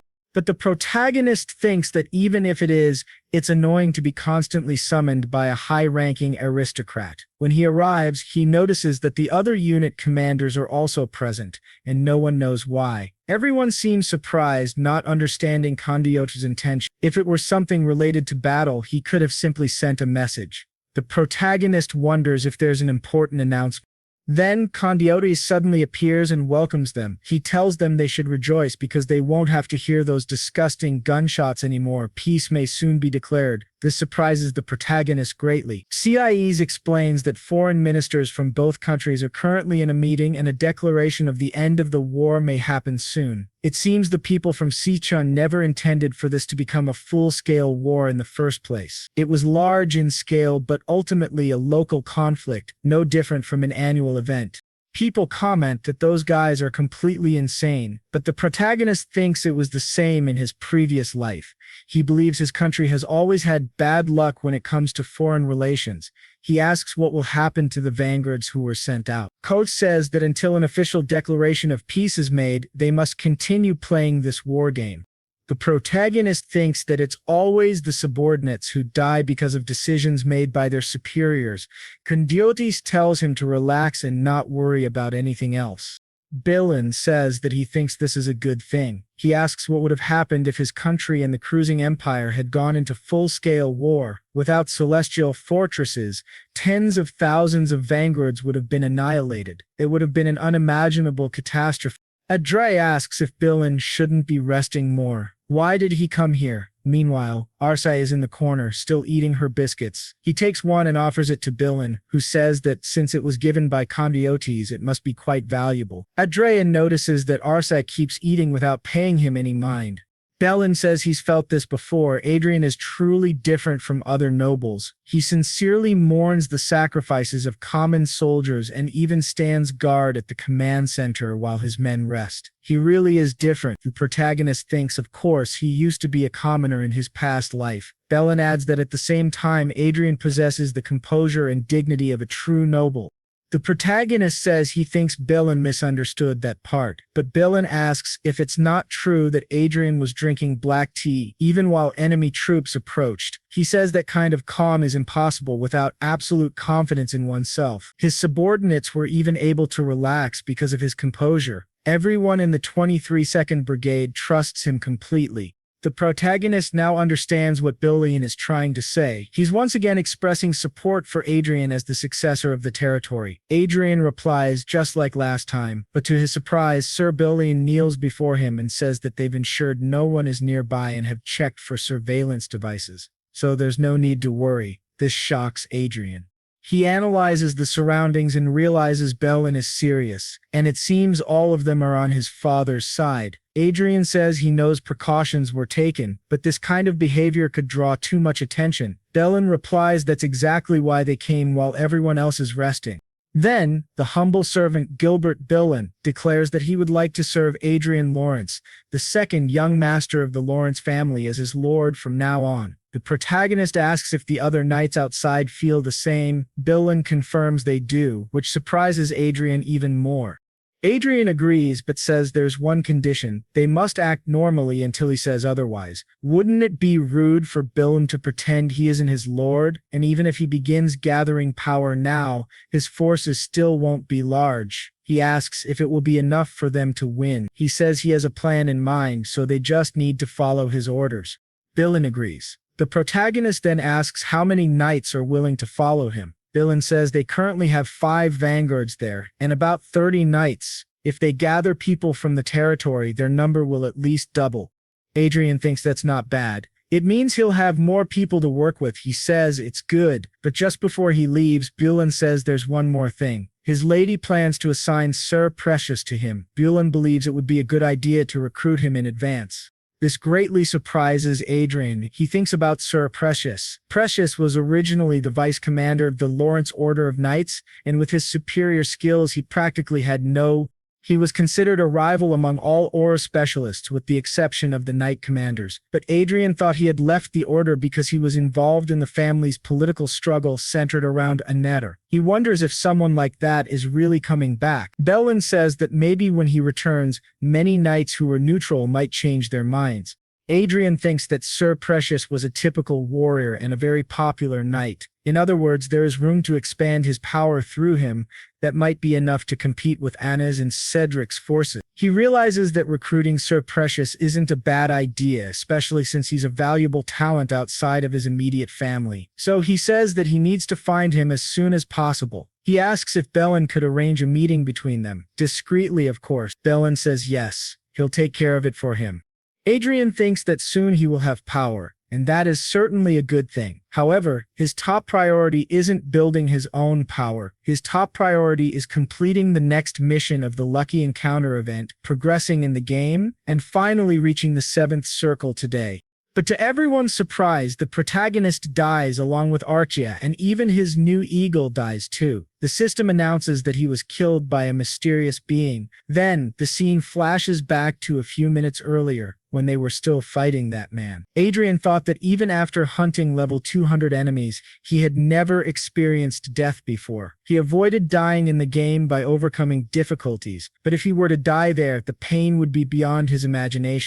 He notices that Arshia is being pushed back, something that had never happened before. She had always prioritized her safety in a fight. Then, as the eagle dives at the enemy, the man quickly defends against both and prepares to finish Adrien with his sword. His name is Death Knight Pasquiel. Facing him, Adrien realizes that he is not just an aura master, but also has a mission boss buff and an abnormally strong body. He is clearly on a completely different level. As a result, Adrien dies and respawns in a nearby village. Sitting on a bench in the village, he thinks the system is garbage. It shares all his senses. He can't even complain about the pain properly because there are too many people around. When he summons his support, Arshia, she starts apologizing to Adrien, asks if she's okay, and if she feels pain, she replies that she does, but her senses in the game are far less intense than his. He thinks it's a relief, and reflects that he recruited her only because of her tank stats. The more he thinks about it, the more ashamed he feels for hiding his small body behind hers. That's why he wants to change his combat style. Fighting the Death Knight showed him the clear limits of his current fighting strategy. Arshia blocks movement, the eagle blocks vision, and then he attacks by surprise. As a mage, he deals a lot of damage. It worked before, since they had many weapons, but this has a limit when facing someone like the Death Knight who's on the same level as Arshia. That means the only way to keep enemies away during his casting time is by using the Black Eagle in combat. But he thinks about Arshia's defense against the Death Knight and how, if he had more consistent damage output to support her while he casts spells, that would be the ideal combat style. He comes up with 3 possible solutions. Use lower-level magic circles. That would reduce casting time, though at the cost of power, but the casting rate would be higher. 2. Use the Black Eagle as a warrior instead of a support unit. 3. Arshia should stop relying solely on her shield for defense and start using offensive tactics. However, the first option basically nerfs him, so the second and third are better. He tells Arshia it won't be easy. Then they go into a second battle against the Death Knight, but die miserably again. The eagle didn't do much damage, but its distraction was helpful, so he wonders if he should equip it with a chestplate. He thinks he must do everything he can to complete this trial and reach the 7th circle. Now, they enter the 3rd battle and die again. Adrien, furious, says this is terrible. Then he tells Arshia that they've started to recognize the Death Knight's pattern and they must try new things to regain their edge. By the 5th battle, the Death Knight asks if he's fighting a bunch of acrobats. He clearly sees Adrien as very talented and asks why he doesn't just change classes. Adrien replies that he must be confused, but then asks if he's ever heard of a human bombarder and fires magic at him. Adrien tells him to die, but the Death Knight blocks it with his sword. Quickly, Archie attacks from below and Adrien says, "Perfect." But to his surprise, the Black Eagle can no longer lift him, and simply lands, dropping him to the ground. The Death Knight says it's good to see him down there. Adrien looks up at him, completely unsettled, and his head is cut off again. They tried many strategies to defeat the Death Knight, but failed every time. However, Adrien notices that the damage dealt increased in the last fight. He continues casting spells while dodging attacks, which remains his biggest challenge. Now he wants to try using better items. He focused on his reflexes instead of concentrating on casting spells. Once again, he was defeated. On the next attempt, he was already dodging much better, able to avoid the enemy's strike and cast 2 spells in his direction. Arshia also attacked from the other side, but that guy still managed to finish them both. However, the protagonist gave a small smile, thinking that this battle confirmed something for him. He had tried to be an aggressive mage, which reduced his overall damage, but allowed him to survive longer on his own. The result was a 62-minute battle in which he dealt 84% of the damage to the Death Knight. He believes that if he keeps trying, he'll definitely succeed. He logs out and returns to his room, realizing that he's exceeded the connection time. He tells Arshia that he thought they'd hit level 200 by now, but instead they're stuck in an unexpected place. While stretching, he notices that the world seems to be moving more slowly. Arshia explains that experiencing death countless times has side effects, so it's normal to feel some changes. He asks her if she feels the same, and she says she's not sure. Her body feels just as strong as it did yesterday, but somehow she feels stronger. The protagonist wonders if that's true. Arshia's responses certainly don't seem artificial. They aren't like something a homunculus would say. He thinks that if time passes and she gains more experiences, she will become almost indistinguishable from a real human. She asks if he has any orders, but the protagonist tells her no, he needs to sleep and rest. They'll try again after they wake up. The next day, he enters his 12th battle against the Death Knight, dealing 75% damage. In the 13th, he dealt 85%. In the 14th, 91%. The 15th, 89%. The 16th, 93%. The 17th, 98%. In the 18th battle, the protagonist, along with Arshia and the Eagle, is finally ready to defeat the Death Knight. After an intense fight, they deal 100% damage. The Death Knight begins to vanish and says he did well. The protagonist, overjoyed, starts to celebrate. He has finally passed the test and completed the 7th level of the mission. To his surprise, someone tells him that it's because all of this is real. The protagonist turns and realizes that there are two enemies. He quickly points his staff at one of them, but to his surprise, Arshia tells him not to worry. The protagonist wonders why she's smiling so much. What he didn't expect was to see a little old man staring at him. Then he realizes with a shock that this must be Archduke Lucas in miniature form, but the man says his name is Chester, and he is the one who oversees destiny. He is part of Manuel Lucas, essentially an NPC, but created from Manuel Lucas's memories. The protagonist thinks that even though Chester was created from those memories, that doesn't guarantee he'll help them. Still, he would undoubtedly be a huge help if he's on their side, but if not, it'll be trouble. Chester tells him there's no reason to be apprehensive. Adrien says that he doesn't seem like an NPC, he's too different from the others and feels truly alive. Chester replies that of course he does. He might not have a soul, but he was made to act a certain way based on the memories of someone who lived. The protagonist then says that even if he couldn't defeat old age in the end, he will always live on here. He asks if Manuel Lucas achieved eternity. Chester replies that it could be seen that way, that was the main reason Hollywood was created, but he adds nothing is eternal. He is merely a shadow of someone who once lived. If the original idea had been to create a true clone to live forever, it wouldn't have been done in the virtual world. It would have been through something like a homunculus, like Arshia. Adrien thinks he once suspected that Manuel Lucas might try to possess him to be reborn, but thankfully that's not the case. He then asks Chester what his role is there and mentions how frustrating the last floor was due to its difficulty. He wonders if he'll now stop fighting and focus on other areas. Chester raises his staff and displays a status window. Adrien realizes he has received 5 uses of the administrator authority of the Hollywood system. Chester explains that the destiny he's been given is everything Manuel Lucas had. It was already expected that he would inherit administrative authority as well. However, there are some limitations for now, although eventually those limits will disappear. In the future, there will be no usage limits. The protagonist asks what he can do with this power. Chester replies that he'll be able to use that authority in any program based on the Hollywood system. This surprises the protagonist greatly. Essentially, Hollywood is a virtual world not unlike the internet on Earth, where he can access any information and modify practically everything that exists. However, Chester adds, there are some rules he must follow. He cannot use the authority in online chronicles that are tied to Manuel Lucas's destiny. 2. He cannot use it to access or invade other users' brains. 3. He cannot use it to steal other people's property. 4. He cannot use it to harm the world, either directly or indirectly. The protagonist thinks it's a bit concerning, but it makes sense. He then jokingly asks if he can use this authority to launder money. Chester replies that it's not hard and even recommends a few methods personally, but Adrien asks if it isn't too risky. Couldn't someone audit the documents? And then the little guy says that the chance of them noticing this is low since it's not just the current reports, it would basically mean manipulating the entire market. With that, our protagonist says that he'd like to use one of his administrator permissions. Chester then tells him that his current wealth is 12.625 trillion lots and asks if he'd like to organize the lots and equipment he'll receive from this floor. The protagonist agrees. Then Chester asks if there's anything else. The protagonist says that Arshia needs a registration and it would be good to make her origin the holy city of Betrayal. Chester replies that of course, and that he will register her as someone whose family has passed away, marking her current status as orphan.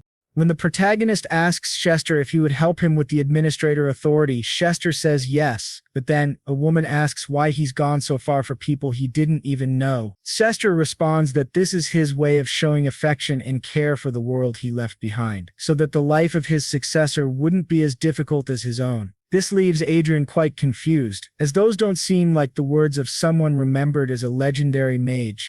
If it weren't for this world, if not for someone from Earth like him, and if he hadn't created a legacy for future generations, his life would have been pathetic. He couldn't have dreamed of becoming who he is now, so he kneels down and thanks his master. But Chester says that he is not Manuel Lucas, though the protagonist notices a small smile at the corner of his mouth. Thus, he acquires another 50 trillion lots, and also receives the sky fortress of Icarus. His 7th circle is now complete.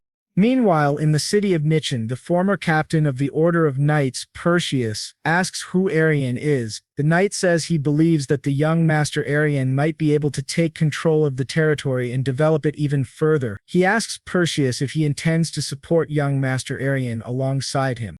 But Perseus wonders what kind of nonsense that is. He thought he was called for a meeting about the Lord, and if he had known it was to talk privately about an immature child, he never would have agreed to come. But the knight says that young Master Adrien is a prodigy. Perseus responds that he heard Adrien stood out in the war, but asks whether the knight doesn't think his chosen successor is still too weak. The knight apologizes, but then starts laughing, which greatly surprises Perseus. The knight says he wasn't laughing at him, he just remembered that not long ago he was in the same position himself. He believes young Master Adrien was lucky this time, but that he is still the same as always. Perseus asks if that's really the case, and the knight replies that it certainly is not. In fact, what the young master shows the world is only the tip of the iceberg. Unlike Perseus, the knight has personally witnessed his abilities. After all, it was he who was on the front lines following the commands of Master Adrien. Therefore, he confidently says that Adrien is without a doubt the greatest genius of this era. Perseus won't understand that until he sees it for himself. Perseus remarks that the knight seems completely devoted to the young master. He reflects on the story of a prodigy who became mediocre at the age of 7, a mask used to become someone great and survive from a young age. Considering Adrien's intelligence and the knight's words, Perseus has to admit that Adrien deserves his attention. He then asks the knight Berlin what he wants to do. Berlin says Perseus should use his connections to convince the vassals to support young Master Adrien. Perseus says that it's a bit complicated, but still interesting. Berlin says he made a great decision, but Perseus responds that he hasn't decided anything yet. Before making any decisions, he should at least meet Adrien. So Berlin says that young Master Adrien would be delighted to visit him soon and that he'll call him to share the news. While speaking with Adrien through communication magic, Perseus thinks to himself that Adrien is someone who spent over a decade hiding his power, waiting for the right moment for revenge. That's truly something. He hopes Berlin's words are true. But to both their surprise, Adrien simply ends the call. Berlin says that Adrien must be very busy to answer right now. But then, to their shock, something appears right behind them. They sense a mana presence, and it must be at least at the 7th circle. They wonder who in the world it could be. After finishing, she announces that the 5 assassins have been killed. The protagonist comments that maybe he had too high expectations. He had heard these 2 were the most powerful in the continent, yet they allowed themselves to be surrounded by assassins. The 2 men wonder what kind of attitude that is, and who this monster in front of them really is. Berlin asks what happened. The protagonist says he spent 13 years preparing for this moment and asks if they really thought he'd be unprepared. Of course, he would have an aura master at his side. This surprises both men greatly. Perseus thinks that initially he wanted to test Adrien's worth, but now realizes it's he who must prove himself useful. That's the kind of person standing before him.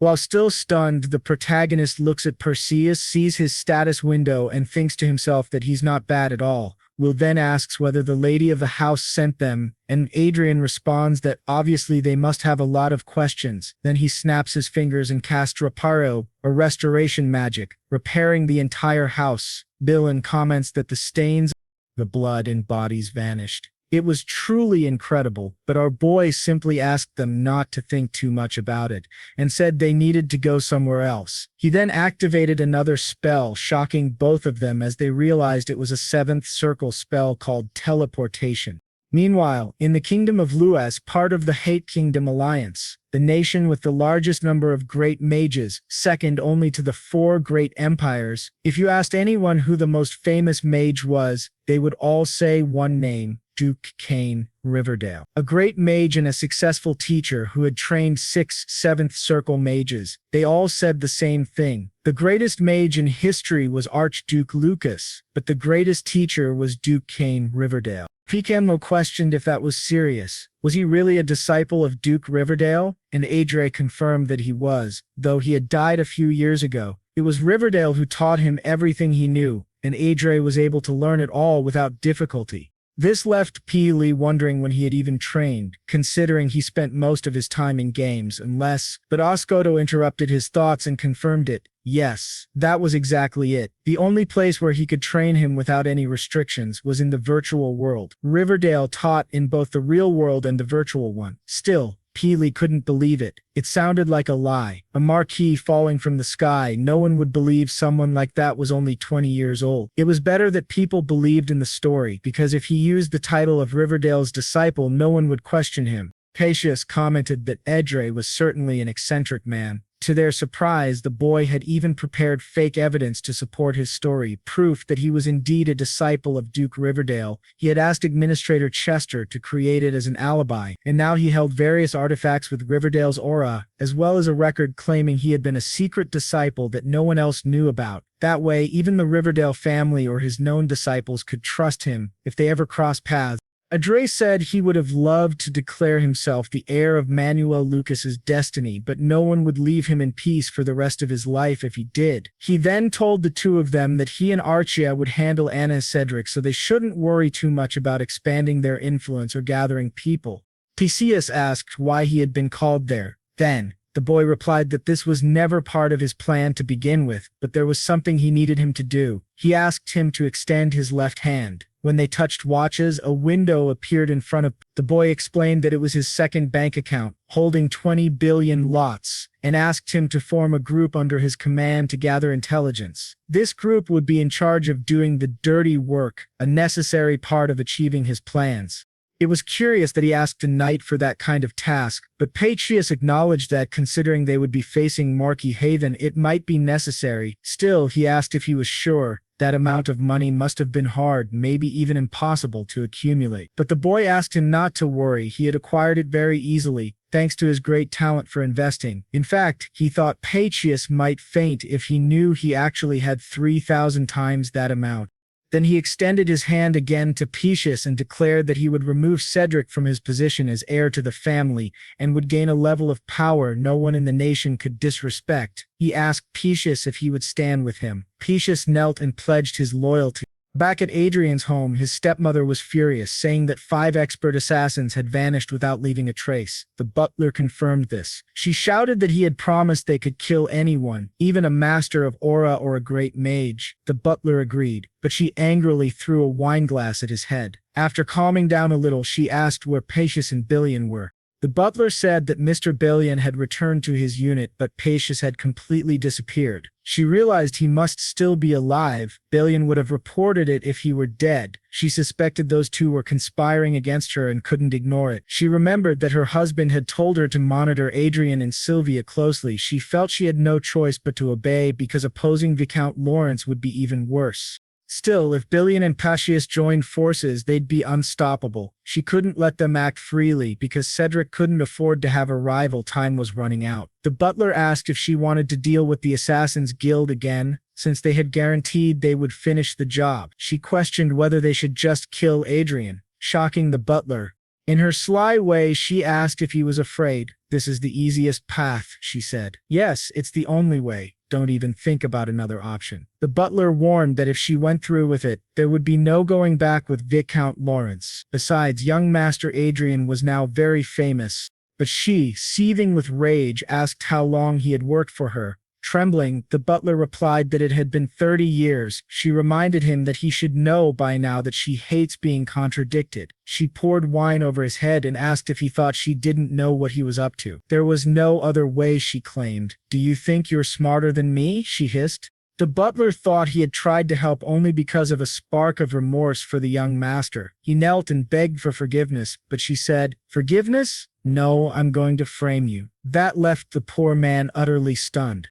The viscount is dying, and someone needs to take responsibility for it. All this time he had shown loyalty to her, so it would be easier this time. She asks him what's wrong and if he isn't loyal to her. Trembling, he replies that he understands and will prove his loyalty. She says that's the perfect answer and orders him to make sure they don't fail again, or else everyone will be killed.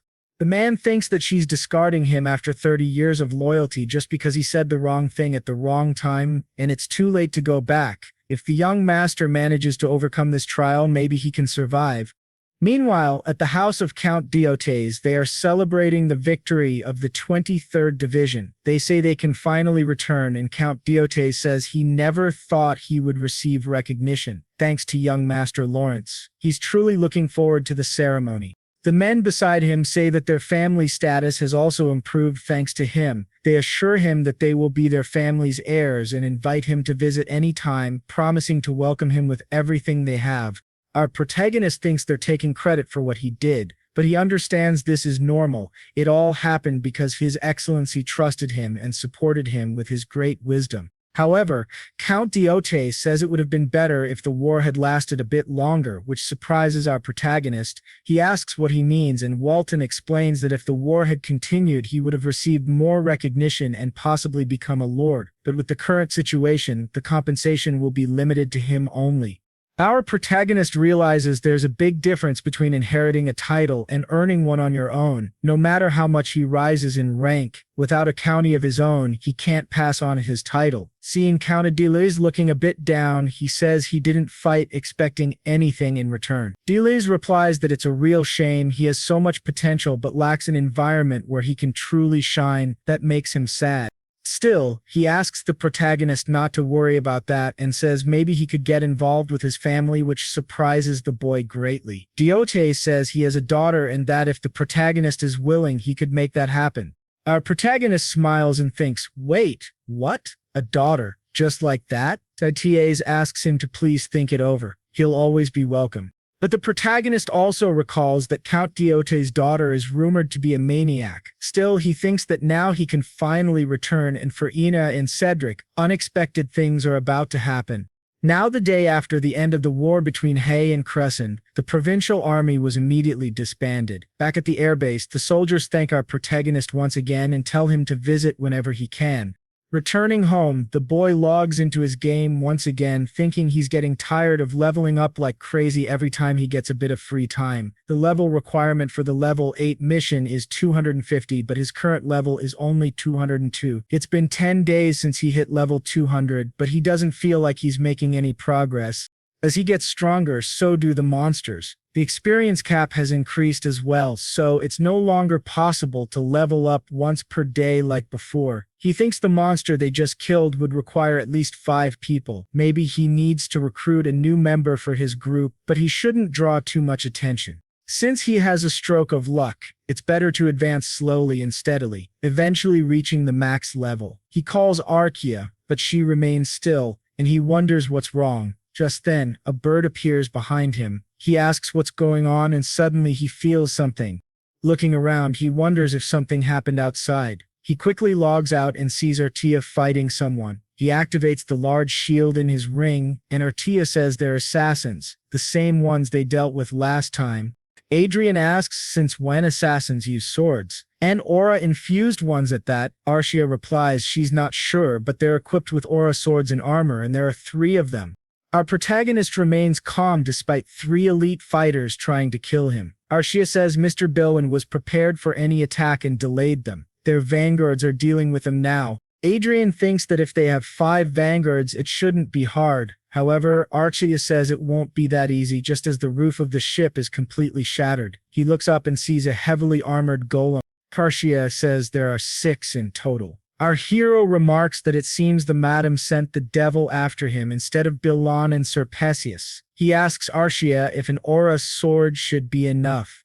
She says of course. He grabs his staff and Arshia takes her sword. As the monster attacks, Adrien says it's pathetic she picked the wrong alpha. He then activates a flame explosion spell, burning the golems. Flying above the ship, he calls Arshia to fight with him. Meanwhile, the assassin captain receives a call saying something isn't right and they must retreat now. The captain wonders how their plan failed so badly, but to everyone's surprise, 2 explosions send them flying. The man wonders, what kind of monster is hiding in the Lawrence family? Our protagonist defeats the enemies one after another, with Arshia fighting by his side. On the communicator, someone tells the captain to escape quickly and to kill the archmage, interfering with their teleportation. The captain wonders if he's going insane. Not only is there an archmage, but also a master of aura. He begins to flee, saying the others are on their own.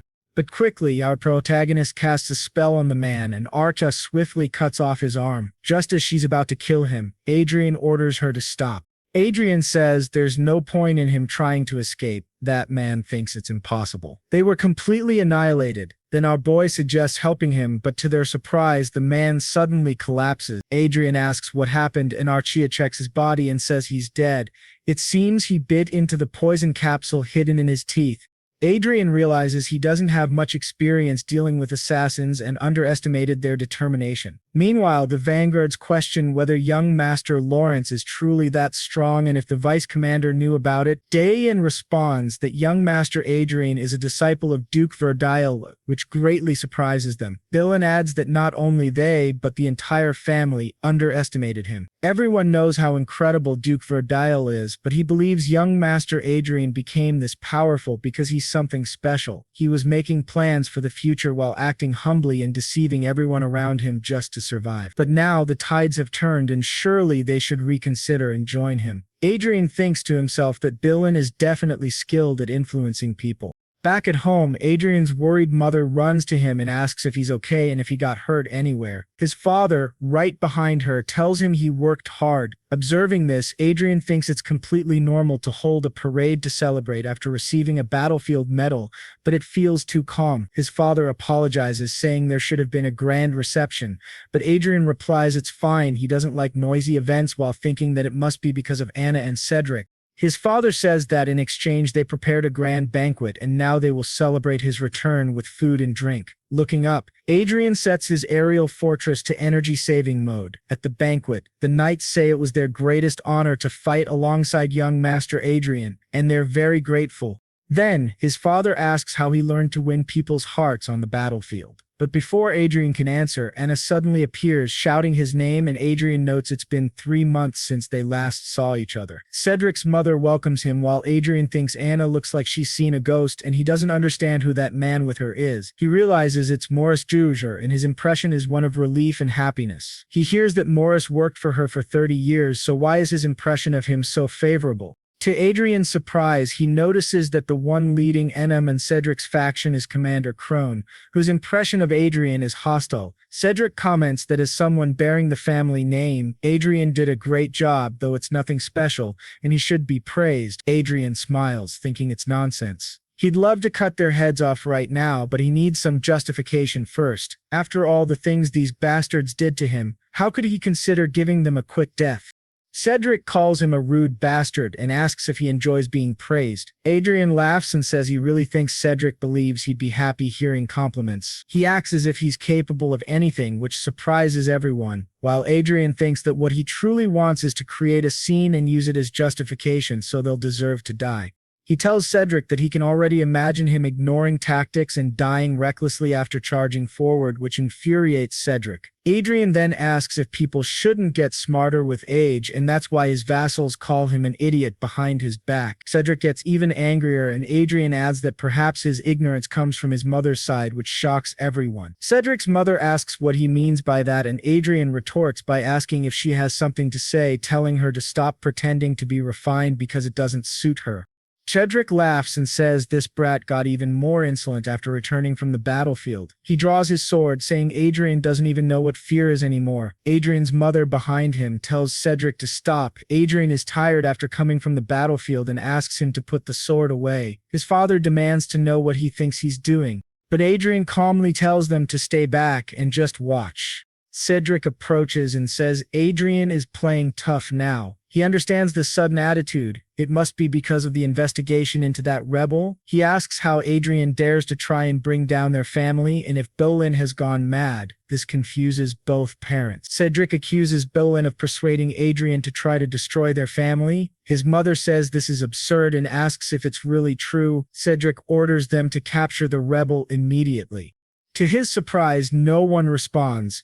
He shouts, demanding to know what the hell they're doing and why they aren't following his orders. A knight in the back says that if he wants to capture Vice Commander Bolin, he should do it himself. Cedric, furious, charges at Adrien with his sword, but to everyone's shock, Arshia grabs his arm while still chewing on a giant pork leg. Cedric yells, asking what the hell she's doing and why she's so strong. He demands that she let go, but to his surprise, she throws the pork leg right at his head, knocking him unconscious, stunning the commander, Cedric's mother, and everyone else in the room. As Cedric falls to the floor, everyone is left speechless.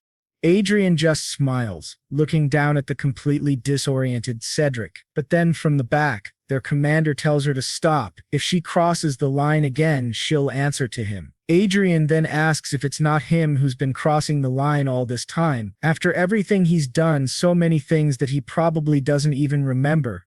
Cedric exclaimed that those bastards dared to hurt him and that they deserved to die. The commander agreed, stating that they indeed deserved death. However, as a vassal, he couldn't harm the second young master, a member of the Lord's family. Cedric questioned what he meant, and the commander clarified that the situation was different for the woman. He had no obligation to consider a commoner who laid hands on a noble. Pointing his sword at her, he questioned whether she thought she was a noble just because she was a noble's lover, and prepared to attack her. To his surprise, others defended her, prompting him to question their actions and demand they retreat immediately. Bolin intervened, stating he wouldn't have drawn his sword if he intended to retreat, and ordered the commander to step away from the Law of Alice. The commander, puzzled, wondered what the Law of Alice meant. He found it strange that even members of Cedric's faction sided with them. Noting that most of these individuals prioritized profit over loyalty, something felt amiss. Looking back, our protagonist noticed reinforcements had arrived. Cedric began to laugh, claiming it was too late for regrets, and that including Bolin, they would all be punished for their crimes. Our protagonist countered, stating they were in the presence of the Lord, and questioned how the Viscount's knights dared to oppose their lord. Cedric ordered the immediate subjugation of those bastards and commanded everyone to attack. Our protagonist assessed that, in terms of numbers, their forces had more soldiers, but they were properly armed, whereas Cedric's faction had over 10 well-equipped soldiers. If a large-scale battle erupted, it would be a one-sided massacre. The commander questioned the futility of their actions, suggesting Cedric had become intoxicated by his own victory and forgotten his position. He emphasized that the family system couldn't be altered due to Cedric's recklessness and that only their side would suffer casualties. The commander laughed, questioning whether he wouldn't be killed immediately. However, even if he survived, only hell awaited him. Our protagonist's father instructed him to use the artifact, and his trembling mother apologized. Cedric dismissed the idea of fleeing and ordered the others to attack. As they advanced, our protagonist labeled them as miserable fools rebelling against their lord and ordered the knights to protect their lord, surprising everyone. The commander questioned his actions, and Adrien declared that anyone could see they were the traitors and that they would end this situation immediately. He instructed Arshia to leave those three to him and handle the rest, then removed the illusion magic. She complied, and to everyone's shock, she swiftly decapitated all those men, leaving the commander utterly stunned. Adrien remarked that Commander Crony had just said something interesting and that a traitor needed discipline. He then struck Crony in the face with his staff. Crony couldn't believe it. The woman was now an aura master, and this gaming addict had just inflicted damage on him. The commander declared that she was an aura master and that they needed to form a formation to confront her, urging them to remain calm as they could handle her. Adrien noted that, despite everything, the commander still managed to give instructions to his subordinates, showcasing his leadership. However, he asserted that nothing would change. The commander questioned what he meant. Our protagonist declared that he was a teacher about to impart a valuable lesson and began activating multiple buffs on himself. The commander realized that magicians could use magic 2 classes below their level without casting, meaning a 7th circle magician could use 5th circle magic without casting. Consequently, our protagonist used the memorize spell, thinking that once magicians became archmages, the so-called weakness of casting nearly vanished. Our female protagonist then unleashed a fiery explosion, burning the commander's body. After he collapsed, our protagonist approached the 2 trembling individuals, stating that they were going to have a lot of fun from now on and asked if they didn't think so. Despite his injuries, the commander lunged at our protagonist, who dodged and questioned why he got up, then proceeded to beat the commander in front of the 2. After the commander fell dead, they wondered how it was possible and how Adrian Lawrence had become an archmage. Our protagonist approached them with a smirk, and they realized they were utterly doomed. Meanwhile, elsewhere, an old man declared that Adrien had dared to lay hands on his daughter, Anna. This man was Raven Margrave, Anna's father and Cedric's grandfather. At the Margrave's residence, he watched all the footage of what had happened to his daughter and grandson. Infuriated, he noted that the video was spreading rapidly across various internet portals and platforms, and by tomorrow, most people would be aware of the situation. He dismissed the online chatter, stating that the opinions of commoners in the virtual world meant nothing. However, even among the nobility, some supported these speculations, though the most they could do was file complaints. He emphasized that no matter how valuable an archmage or aura master might be, this wasn't an era where wars could be won by 1 or 2 superhumans. Furthermore, aiding these 2 meant opposing Haven Margrave, whose military power was equivalent to that of a duke or marquess combined. It would be problematic if someone with a title equal to his, like a duke or marquess, sided with Adrien, but he deemed that highly unlikely. His butler mentioned that the royal family might intervene, but the Margrave argued that, obviously, a young archmage and aura master would attract attention. However, unless it was proven true, they could simply be labeled as imposters. As long as no one believed they were truly an archmage and aura master, there would be no issue. In this era, there is no guarantee that a video can't be artificially created, so they must announce that the video was fabricated. Through this video, they aim to expose that he is the one behind Anna and Cedric. Those foolish commoners are acting exactly as expected, merely trying to find justification, which is what they truly want. This surprises the trio greatly. They wonder why he would provoke a Margrave, but Margrave asks how many of their forces can be mobilized in a territorial war. One of the men replies that approximately half of their total forces can be deployed. For territorial defense, they can mobilize either 3 flying fortresses and 50 vanguards, or 2 flying fortresses and 200 vanguards. The Margrave then asks which forces can be mobilized immediately. The man replies 200 vanguards and 1 flying fortress. The old man says that's sufficient, while thinking that the brat they're learning about actually dared to challenge him. He declares, "Then it's war," vowing to make him regret it. Back to our boy, he thinks that they must have seen the video that was just released and are now preparing for an attack. The connection between Anna, Cedric, and Raven Margrave is unbreakable. His blade of vengeance will only be complete when it reaches Rengrave. However, before that, certain conditions must be met to solidify his position, specifically facing 3 individuals. A blonde woman then introduces herself as the daughter of Cain River Daz, Olivia River Daz. Our boy thinks Duchess Olivia River Daz, a mage of the Kingdom of Lewis and daughter of the famous Duke Cain River Daz. Although she's said to be close to reaching the 8th circle, her presence is comparable to the patriarch of the River Dazimni, to which 6 archmages belong. When she says it seems real to her and the others agree it's definitely true, our boy asks whether this means they've recognized him. However, she points out that this kind of magical plaque can easily be forged in the first place. As the 3 of them confront him, he realizes they are pressuring him by resonating their magical circles together, but he manages to break that pressure and asks what it all means. The girl responds that it's amazing. The 2 others applaud him, but she says it's nothing much, they just wanted to test his abilities. One of the girls says she definitely could have verified it without resorting to such methods. However, having 7 circles doesn't mean they're all equal. She simply wanted to measure his exact level. Betrayal then asks, "So, does that mean I have your recognition now?" She responds that she still has many questions, but she has no reason to reject him. Our boy thinks she has a sensible way of thinking. He wonders if he were a villain who brought harm to her family, would she make the Riverdes his enemy? That would be the same as asking for death, and she doubts anyone could bear such consequences. Since his identity has been confirmed, it's all fine.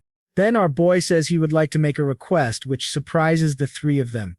The next day, Markgrave asks how much longer it will take to mobilize their troops and orders them to hurry up. Just then, someone behind him asks him to take a look at a video. He asks, "What is it this time?" In the video, Olivia announces that officially, the young master Adrian Lawrence, disciple of the former Duke Riverde, her father, has become a 7th Circle Archmage at the age of 20. This infuriates Markgrave.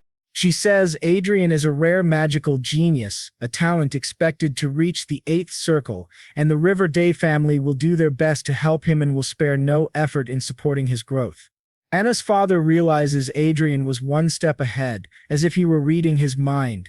She continues, saying that if anyone tries to harm Adrien, the Riverde family will consider it an act of hostility against them. Markgrave immediately shatters the video, extremely angry, and says that they will still proceed with the plan, shocking everyone around him. He asks if they didn't hear him, they will proceed as planned. When someone asks about the royal family, he says he doesn't care. As long as they achieve their goal, they can overcome anything.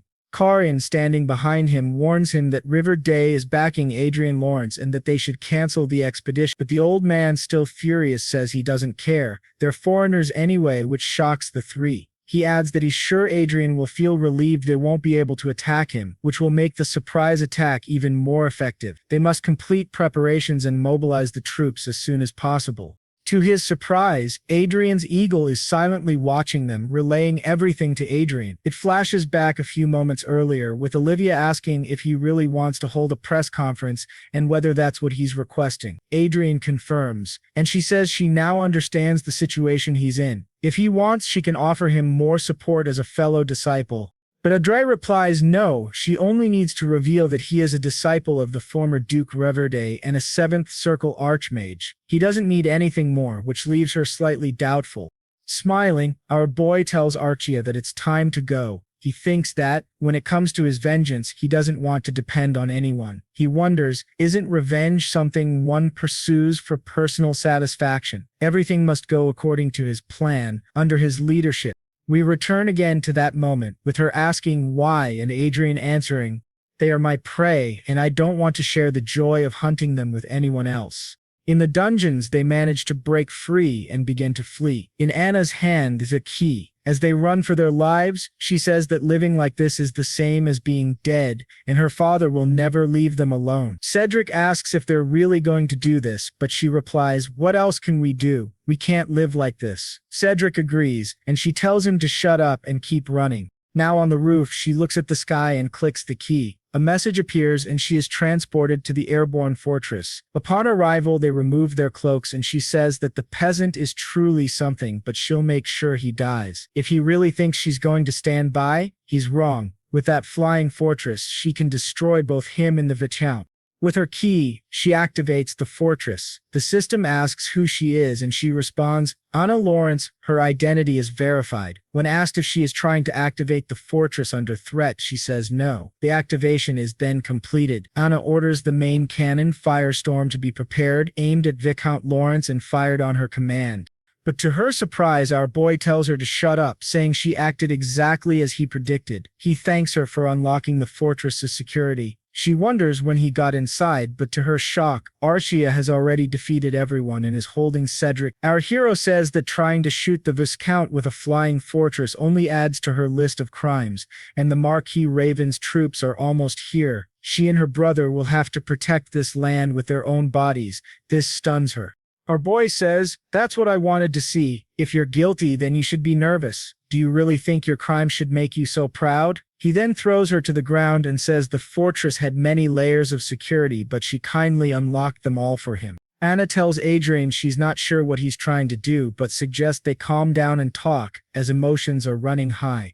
But our hero isn't someone who tried to blow up a viscount just to talk. Then Arshia starts beating Cedric. Our hero simply tells her to bring him over and she throws him beside his mother. Cedric asks why Adrien is doing this, since they're brothers, but our hero says that even brothers had a great shield above them. Arshia then asks what they should do with the knights, who begin begging for forgiveness. Our hero suspects they're from Marquis Raven. He plans to send them back, but to their surprise, he simply opens the door and throws them out of the ship. He tells Arshia he forgot to upload the video and asks her to edit and upload it for him. Meanwhile, the other two are banging on the barrier, begging to be released.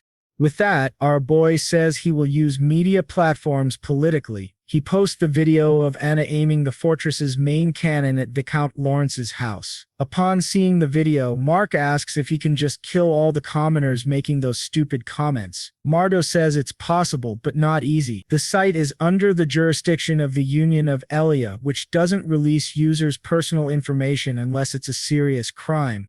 The Marquess says those damned Elia people are truly stubborn. One of the men behind him says a flying fortress is fully operational with 200 vanguards and everyone is ready. The Marquess orders them not to fail and to depart now. The mages activate teleportation magic. As the ship vanishes, the Marquess watches and wonders if he should have gone in person. Meanwhile, his daughter, still inside the barrier, screams for her father not to come. Suddenly, above the airborne fortress, the Marquess's army appears in the sky. Our boy says, they've arrived. Inside the fortress, the monowave begins, shocking the two inside. They start screaming Adrian's name, apologizing, promising never to do anything again. But our hero says what he's doing now is something he learned in war. It's called a suicide bomb. With the Marquess's army right above the flying fortress, the two scream in terror. Our boy raises his glass and waves goodbye to Madame Anna and Cedric, who watches from the sky as the fortress explodes with both of them inside. As he laughs, he thinks, some may say revenge is meaningless, but he strongly disagrees. He asks Arshia if she wants to make a wish. She replies, "What do you mean?" He explains that they should make wishes while watching fireworks. He thinks alcohol has never tasted so good. It's the era of magic. August 15, 2019. He has erased Anna and Cedric and caused great disruption in this world. But now he has achieved his absolute freedom, simply watching those fortresses and ships explode beautifully. Back in Marquess Margrave's office, he asks why the hell there's no communication. The operation should have ended by now. He wonders if the communication system failed. Still anxious, he then asks about the spies they sent. One of the men replies that they've lost contact with all of them. Marco Lev asks, "Are they playing with me?" One of the other men suggests that perhaps this entire situation was planned in advance. This infuriates the Marquess even more. He wonders how long this has been happening. If it's true, it means he's been in the palm of that boy's hand all along, a boy young enough to be his grandson. But then, to everyone's surprise, someone enters the room calling out to His Grace and says he was searching for online articles related to the Lawrence territory. This article was posted 3 minutes ago, and Marquez asks what it is. This scene shifts back to viscounty Lawrence. After that explosion happens, the vanguards below are protecting the territory and hearing more and more explosions, with debris falling to the ground. Watching everything unfold is none other than Marquess Margrave. The butler says that, according to the video, an evacuation warning was issued an hour ago and all the residents of the viscounty of Lawrence had already evacuated. The article says that while communication was completely cut off, a large explosion suddenly occurred in the sky, and they have just confirmed that communication has been restored. Along with it, there was an announcement made by the Lord's castle. Filled with rage, the Marquis slams his desk, shocking those around him. He begins to destroy his entire office and asks how many troops they can deploy right now. One of them responds that they can either send 65 vanguards or 25 vanguards in one aerial fortress.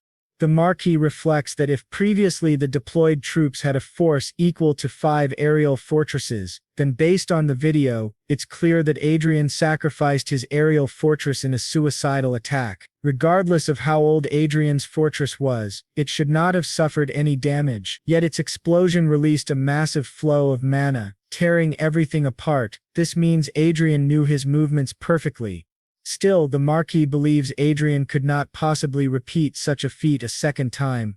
The butler then says that unfortunately, this number of troops is not enough to overpower Viscounty Lawrence. They also received an emergency message from the imperial family, stating that the use of force against Lawrence is strictly forbidden. This surprises the old man greatly, and he begins to laugh, once again shocking everyone present. He asks, "So this is the price for underestimating that bastard. Damage recovery is still possible, but it will take time and the costs are astronomical. Approximately 15 trillion to build an aerial fortress, at least 50 billion for vanguard equipment, and around 30 trillion for damage restoration alone." He laments that the power his family developed over generations has collapsed because of a single mistake. Then he asks, has communication with Ares been restored? The butler replies yes, and the marquee orders him to immediately connect him with Adrien. Meanwhile, a great eagle in the sky is described. It is the same as Arshia, a support unit, but its basic function is entirely different. While Arshia is versatile like a human being, a Granig is a support type strictly focused on observation, able to relay both vision and sound to Adrien. Adrien, our protagonist, comments that the marquee is shameless enough to call him directly. The marquee admits that Adrien's skills and tricks worked well this time, but warns that it is a grave mistake to think he can continue like this in the future. Adrien calmly replies that the marquee should not worry because his revenge will only be complete with the marquee's death and the fall of his family. The marquee asks if he just said revenge. Adrien explains that the marquee must not know how much Madame and the eldest son loved their aerial fortress. He left them inside, betting they must have been satisfied since he had prepared such an expensive cremation ceremony for them.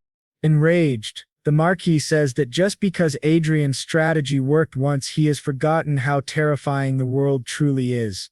He vows never to forget this humiliation and promises Adrien will pay 1,000-fold, but Adrien, seeing how furious and noisy the marquis is, realizes that he does not even care about the deaths of Amy and Cedric. Truly they were pitiful after all their arrogance, they were nothing but tools. Adrien then asks the marquis if he is inside the octagon of the Lord's castle. The marquis is confused, asks what he means. Adrien replies that he has prepared a gift for him which should be arriving right about now. The marquis wonders what it could be. Adrien asks if he has heard of memory magic, an advanced magical technique that reduces casting time by storing up to 10 spells. He then asks what the marquis thinks would happen if he stored 10 seventh circle spells. Don't you think they could even shatter the Lord Heaven Castle's shield, the one you're so proud of? Looking outside, the marquis sees multiple spells aiming directly at the building, shocking everyone present. Adrien declares that the gift he sent is none other than 10 seventh circle blasts. Instantly all of them are cast together, merging into a devastating force that directly tears through the shield. Adrien listens with satisfaction to the terrified reactions on the other side. The old raven screams Adrien's name in desperation, but Adrien simply laughs, saying he will pray for their safety. He then ends the call. Immediately after, Belen appears behind him, reporting that as ordered they have gathered reporters in the conference hall. Walking through the mansion, all the butlers and maids bow before Adrien, trembling in fear. Adrien looks at them and thinks how amusing it is among all the servants of the Lord's castle there wasn't a single one who didn't despise him, and now they tremble just at the sight of him. It is time to say farewell to his former self, the fool who pretended to be an idiot. The second act of his splendid life has just begun. After this event, the internet could only talk about Viscount Lawrence and how Marquis Haven had secretly mobilized an aerial fortress and 200 vanguards, but everything turned to dust within seconds. Some blamed Adrien for copying a tactic once used in the war against the Kuzan Empire. However, others argued that people should not forget that it was Marquis Haven who planned the ambush. In the midst of that chaos and humiliating defeat, the young prodigy Adrian Lawrence brought down Marquis Markgrave. Reading about it, Adrien thought to himself that now he had gained 1 million followers in just a single day. He had become an influencer. William admitted that he was worried people might pressure Adrien for toppling such a renowned noble. But Sor asked, "What's the point of caring about what others think?" Smiling, Adrien replied that he would never be shaken again. William reflected on how Adrien had lived his entire life under pressure. The incident with the marquee stirred controversy both inside and outside the country.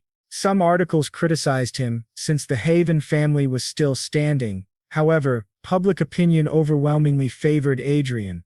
This even drew neutral people to his side. Adrien thought to himself that commoners were basically treated as slaves by the nobility. But unlike others, he could benefit from public support. He needed to prove that he was different from the nobles, and he would do so by constantly communicating with the people, posting photos and interacting with them. He realized that discrimination against commoners was a deeply rooted social problem in noble society at Hondel. Not because commoners were inferior but because nobles had made it so. To his surprise, his father then entered the room, holding a letter. He said that a summons had arrived for Adrien. Adrien asked if it was serious. Reading the letter, he saw that it ordered Sir Adrian Lawrence and Madame Arshia Kane to appear before the inspection council. The wording was short and authoritative. Adrien considered three possibilities. First, it was a move by Marquis Haven. Second, that the nobles were planning to suppress him, or third, that the royal council itself wanted to bring him under control, since they would not send such an order if they merely wished to befriend him. His father asked if he had any plan. Adrien confidently replied, "Of course," then asked his father what nobles valued most. His father answered, "Money." Adrien agreed, saying he would change their opinions with money, since even the royalty would be interested in that. His father, however, asked for a more detailed explanation. Adrien explained that he had made a great deal of money through investments. If he offered bribes, it would certainly change the nobles' minds. This shocked everyone in the room. They questioned him, saying he didn't seem very happy, but Adrien insisted it was better to show than to talk. He revealed his bank account, which left Billiam stunned. "Incredible. How did you gather 60 billion in cash?" he asked. Adrien corrected him, saying he should look again. There were 4 commas, not 3. It wasn't 60 billion but 60 trillion lotus. Adrien admitted he had simply been lucky. Billiam asked if he could see into the future, while his father said the nobles would go crazy over that fortune. Adrien then asked how much of it might be taxed. His father answered that at least 1/10 would be taken. Adrien recalled hearing that if a noble paid a large tax, the royal family would grant exemptions. His father confirmed this, saying that based on how the royal family operated, Adrien could expect to pay almost no tax on half of his declared income. Adrien thought this was acceptable. He had planned to use the money anyway, though losing 1/5 of it was still a huge amount. His father then asked if there was anything else he wished to buy. Adrien replied yes, he was considering aerial fortresses and vanguards. Soon after, shocking news spread worldwide. Adrian Lawrence had officially declared taxes on the money he earned through investments, and the amount was an astronomical 60 trillion. The entire noble society was shaken. Coches was overjoyed upon hearing the news. He laughed, saying, "That guy is completely insane. He really does enjoy surprising everyone." His wife asked if Adrien was the same young man he had mentioned before. Coches confirmed, but said that now Adrien should be addressed as the Great Mage, for he had reached the 7th circle. He even said he wished Michelle could meet Adrien, but in just a few days the boy had become far too influential. His wife suggested they should do something, as she would love to have Adrien as a son-in-law, but their daughter slammed the table, declaring that while Adrien was exactly her type, she did not want someone who only relied on their partner. She insisted she would gain her own authority by herself. Her mother asked how, and Michelle answered that once she discovered the legacy of Archimage Lucas, she would be able to have anyone she wanted. Her mother tugged her ear, asking when she would finally grow up. Her father watched them and asked why she felt that way. To him it made perfect sense. If Adrien really was the one who found the legacy of Archimage Lucas, that would explain his confidence. But Michelle countered, saying the Riverdale family had already accepted Adrien as a member. Watts responded that this was perfect, since Adrien did not yet have a strong public presence. He could hide behind the Riverdale family until he obtained the title of Lord Mage. Michelle objected, saying the royal family had confirmed all his money came from investments. Watts then wondered if perhaps there was a secret agreement between King Verdeo and the royal family. Their daughter teased him for believing in conspiracy theories, but before they could argue further, Urgent news arrived. The Republic of Prios had just announced that they had found the one who discovered the legacy of Manuel Lucas. Everyone was shocked. Meanwhile, inside the tower of Manuel Lucas, Adrien thought it would be easier if he absorbed all of the research books as skills. Tomorrow he would need to attend an inspection with Arshia, and the day after tomorrow a royal banquet awaited him. The following day he planned to search for aerial fortresses and vanguard equipment. He cannot leave the game because he is too busy. He needs to stay logged in as long as possible in order to gain more power. While searching through the books, he thinks that at least 1% of the thousands of research volumes must contain military studies. It seems that Archduke Lucas, who invented and changed the course of war, was still a man who longed for peace. The research he devoted most of his time to was dimensional teleportation. He never married, nor did he ever take on a disciple. He spent his entire life researching a way to return home. Everyone says he was the one who changed the world, but the truth is that he simply missed his home. The reason he left behind traces showing that he came from Earth was most likely so that someone from his homeland could find them. Sadly, that only happened after his death, and his legacy became his final hope. The dimensional teleportation spell makes it clear that he wanted to return, but Adrien decides he will not become obsessed with that. He thinks it would be wonderful if he could go back and forth freely between the two worlds. Perhaps what Manuel Lucas truly wanted was someone who would finish his resorts. If that is the case, Adrien resolves to do his best. Yet the humble Archduke Lucas seems to tell him that he himself is being too modest. With that, Adrien says he has something to ask. He wonders if they will try to catch him while he is laundering money.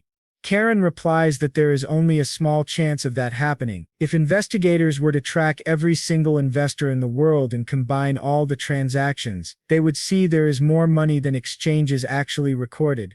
Adrien thinks to himself that indeed, no one would ever go to such lengths. Covering up the incident with the marquee using money was a good idea, but now there is far too much attention on him. After all, he is a great mage of the seventh circle, and he also has Arshia, a master of aura, by his side. If anyone were to discover that he was the one who inherited the legacy of Manuel Lucas, there is a chance he could lose everything he has. Therefore, he must be absolutely certain to keep this secret. That is why he came up with the plan of the false lucky heir. He asks, how is the operation of the false heir going? And what operation is that? Well, you will have to find out in the next video of this series, so of course don't forget to like this video. So he must be certain to keep his secret safe. That is why he devised a plan, the plan of the false lucky heir. He asks how the operation of the false heir is progressing. The scene then shifts to the Empire of Prius, where a grand parade is taking place, with everyone celebrating and shouting, "Long live Louis Falmont." The young man at the center of the parade smiles, thinking this is exactly what he wanted, for them to continue celebrating him as their savior. This young man is the false heir of luck. At 29 years old, he is an intelligent agent of the Republic of Prius, and the son of President Cedric. Yet behind the scenes he is nothing more than a spoiled second-generation rich kid constantly stirring trouble by using his father's name. Without even realizing it, he has become a pawn in Adrien's plan, the false lucky heir operation. Its purpose is simple: make someone else appear to be the heir of Manuel Lucas's legacy, drawing the world's attention away from Adrien and buying him precious time until he reaches the ninth circle. Back in the library, Adrien admits that although he doesn't feel guilty about handing a bomb like this into that man's hands, it still bothers him to let Manuel Lucas's name be tied to someone like him. But the little one tells him there's nothing to be done. Adrien isn't strong enough yet to protect the legacy on his own. Adrien reflects on the Republic of Prius, considered one of the four greatest empires of Honda. It is practically the only nation that accepts democracy and elects its president. But in reality, corruption and backroom deals between politicians and businessmen are its foundation. The legislature and the media are nothing more than the government's lapdogs. In truth, it is no different from a dictatorship, as the president has held power for 14 years. Cedric comments that this scheme might help increase the president's approval rating. Perrault agrees, though he adds that the country's situation would not change with or without this news. Adrien quietly hopes that no one else will become a victim because of this incident.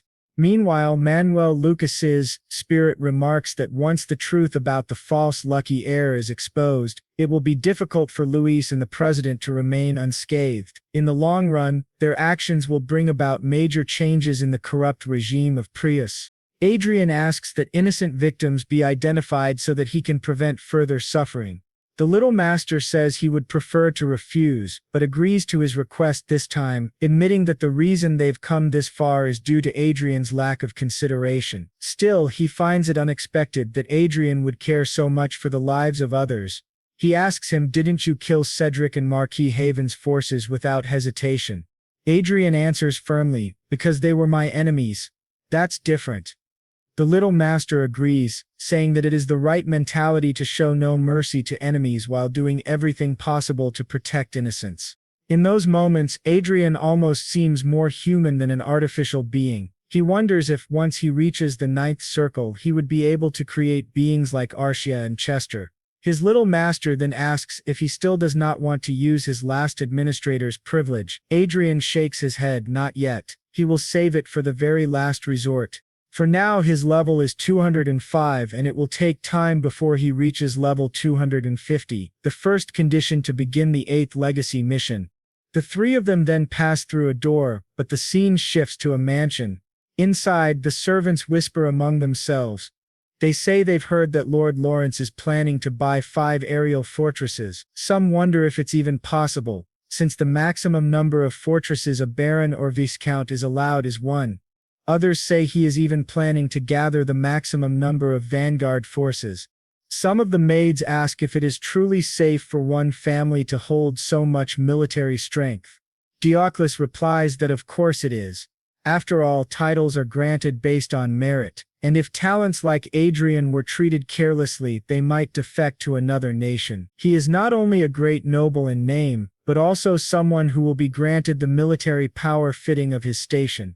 In other words, there is a new rising power within the Hayward Kingdom. The maids continue chatting, but one of them warns they should stop. When asked why, she explains that Lady Arshia has just summoned her and she must hurry. Immediately the three of them begin fighting over who should go in her place, since they take turns serving. Eventually one of them wins the argument and heads off. She thinks about how ever since most of Lord Adrian's servants had sided with Anana, who is now dead, they all feel as though they are walking on eggshells every day. Even though the Lawrence family members do not wish to face their young master because of the sins they committed against him in the past, none of them want to lose such a good job with its fine working conditions and secure future. When the maid enters Adrian's room with his snacks, he thanks her politely. She reflects that the reason they argued earlier was to decide who would serve Lady Arshia instead, since she is much easier to attend to. As she delivers Arshia's breakfast, she notices that Arshia is the complete opposite of her intimidating title, Aura Master. The lady has a gentle personality and often shows a kind smile. Blushing, the maid thinks about how amazing it is that someone from such a common background just like her could rise all the way to the rank of countess purely by her own power. Staring at her, the maid is lost in thought until Arshia asks softly if she wishes to say something. The maid hesitates, then asks if she might pose a question. Arshia smiles and nods.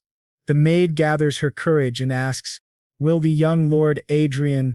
The maid nervously asked if Lord Adrien planned to dismiss the castle's workers. Arshia reassured her, saying that Adrien was a good person who absolutely hated making others suffer on his behalf. But then her expression turned serious. She added that while Adrien was kind, he was also cold toward his enemies. Fixing her aura's pressure on the maid, she asked if by chance she was Adrien's enemy. Trembling in fear, the maid quickly answered, "Of course not." Arshia smiled softly and said, "Then everything is fine." Terrified, the maid bolted from the room, almost bumping into Adrien on the way out. She kept apologizing as she ran off. From that day forward, a rumor spread throughout the estate.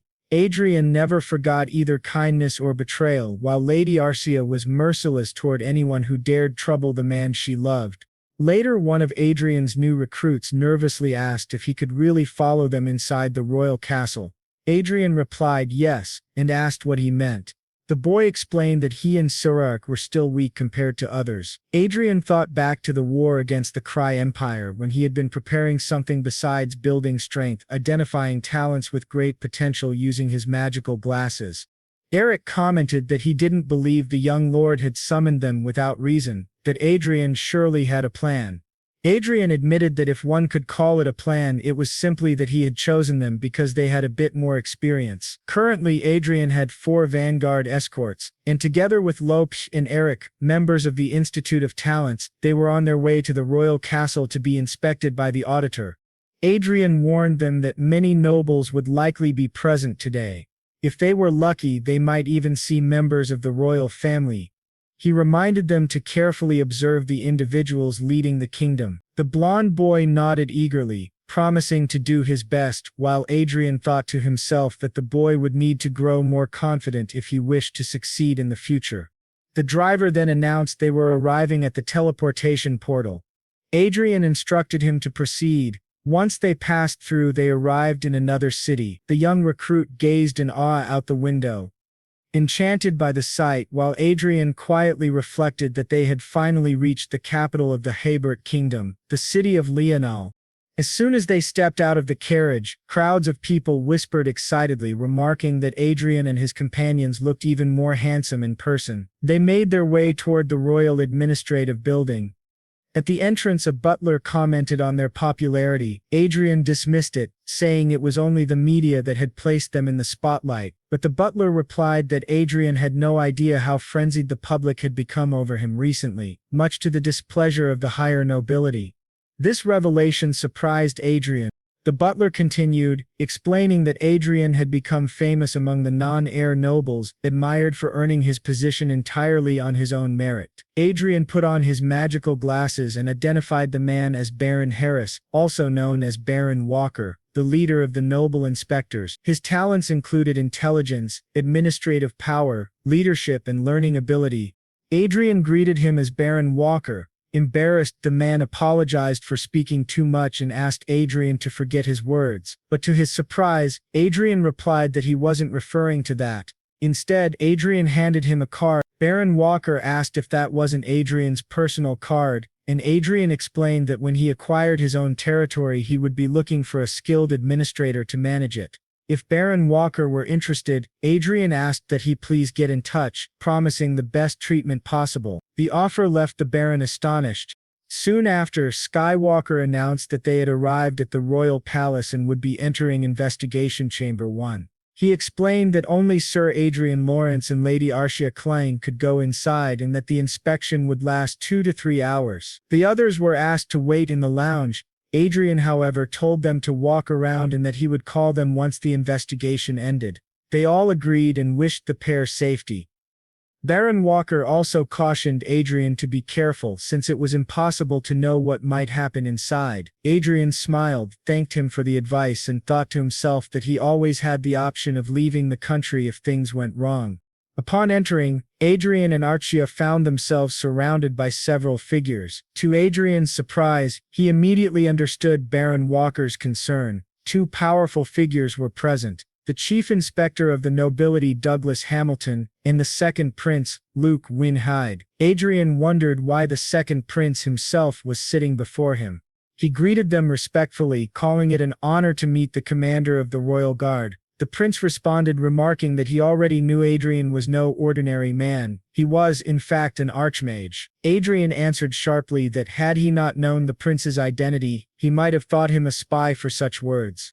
The prince only asked Adrien to raise his head. Using his glasses, Adrien observed the prince's talents: aura, physical strength, learning ability, average intelligence, average leadership, and average administrative power. He reasoned that the prince must have trained under an aura master and consumed rare elixirs to become one himself. The prince declared that he would personally lead the investigation. Adrien replied that if this was the chief inspector's decision, then he had no objection. The 2 locked eyes, each scrutinizing the other. Adrien, noting the prince's unease, curious, he asked the inspector to confirm whether this arrangement was official. The inspector apologized for seeming disrespectful and explained that he had only wanted to clarify the prince's authority. The prince assured them it was no problem and asked them to sit so the investigation could begin. Throughout the questioning, nothing significant arose. Even if something had, Adrien had already prepared his alibi. But during their conversation, the elderly man beside the prince suddenly asked why Adrien had caused such one-sided damage to Marquee Haven. The prince corrected him, saying he made it sound like an ambush, when in truth it had been a territorial dispute. The three men debated the matter while Adrien silently considered his next move. He was worried that his relationship with him might be one of hostility, but he seemed to be a fair person. Then the prince said there was no reason to continue the investigation, as there was nothing to look into. However, the elder beside him argued that Marquis Revan was a considerable force on their side. Our boy thought to himself that he could hear everything being said, and he realized that including Hamilton, most of the noble inspectors were aligned with the prince. Some were also on Marquis Revan's side. Perhaps Prince Luke had developed some hostility toward him due to the influence of others and not by his own will. The prince then said that he was basically asking him to be rational and they would end it for now. He called Sir Lawrence and stated that he did not like stalling, preferring to go straight to the main point. He was competing with his brother for the crown, and until recently the competition was fair. However, things changed when Adrien appeared, especially regarding Marquis Raven, one of his main influential forces, who was defeated by him. Our boy apologized, but the prince said he did not blame him, as the incident was entirely Raven's fault. Still, if Adrien had sided with his brother, it would have been even worse for him. That was why he wanted to ask him directly before his brother did. Adrien then understood, this was the real reason the prince had joined the investigation. The first prince was already the crown prince, but there was opposition because the second prince had become an aura master, balancing the scales. The second prince had gone this far even while knowing that the first prince had the right of inheritance in higher status, which meant things were in his favor. Although Marquis Raven's forces had been dissolved, it was not enough to cause a major impact. The real issue was Adrien and Arshia, who had suddenly appeared. They not only had individual abilities but also financial backing. They were a heavy weight that could disrupt the balance. Still, Adrien thought there was no real benefit for him to get involved in political struggles. Above all, he had not even received his noble title yet. The prince then said that was precisely why it was more important. If Adrien joined him, he would elevate his status as an archmage, recognize his achievements in the last war, and support him in obtaining the title of marquis. This greatly surprised Adrien, as becoming a marquis would put him one step away from being a duke. He asked if that was really possible, and the prince replied that it was not, but he could make it happen. He mentioned that the Marinikov territory looked promising. Adrien thought that he had intended to remain neutral, but the prince was truly tempting him. He then said that it was indeed a very good offer and asked if he was really worth all that. The prince told him he was worth even more than he thought, and also pointed out that he had a beautiful aura master at his side. When the prince looked at Arshia with that expression, Adrien grew serious. He asked if he could at least think about it for a while, which surprised the prince. The prince replied that it was fine. Mages were known for being cautious, especially one who had lived most of his life in hiding. He gave him a week to think about it and said that would be enough. Adrien expressed his gratitude for his consideration. As they stared at each other, the prince asked if Adrien did not believe that the crown should belong to someone with greater abilities. If the crown prince inherited the throne, the Herit kingdom would perish, he said, and as a noble, Adrien should consider the future of the country. Adrien replied that he would reflect on those words. Then he walked toward Madame Clen and remarked that she was smaller than he had expected. It was surprising that she was actually an aura master. She thanked him, and he said that perhaps they could duel later. She was the first female aura master he had ever seen. She accepted with a cold expression, saying it would be a pleasure. He said she was quite cold and that he would see her next time. As Adrien was leaving, the head inspector of the nobles passed by him and said that he had better stop thinking and accept the offer, because he was not used to being rejected. When they finally left, Adrien thought that he had only been stalling and that everything so far had just been formalities. Now he wondered what he should do, return home or wander around. He asked Arshia if she was hungry. She said she was not very hungry but would really like to eat. Adrien thought she always only cared about food, and he remembered once more the smirk of the second prince, who had touched her hand and shoulder. To their surprise, someone appeared behind them saying that it was perfect, as he also knew many restaurants. A blond young man smiled at Adrien, leaving him and Arshia shocked. Adrien wondered who this person was. Looking at him more closely, he realized he was none other than the first prince, Prince Michael van Huyt, a fifth circle mage. His talents included extremely high intelligence, extremely high learning ability, very high administration, high command, high political skill, but low mana, low aura, and low physical ability. Adrien thought it strange that the first prince was walking around so casually with no one noticing his presence.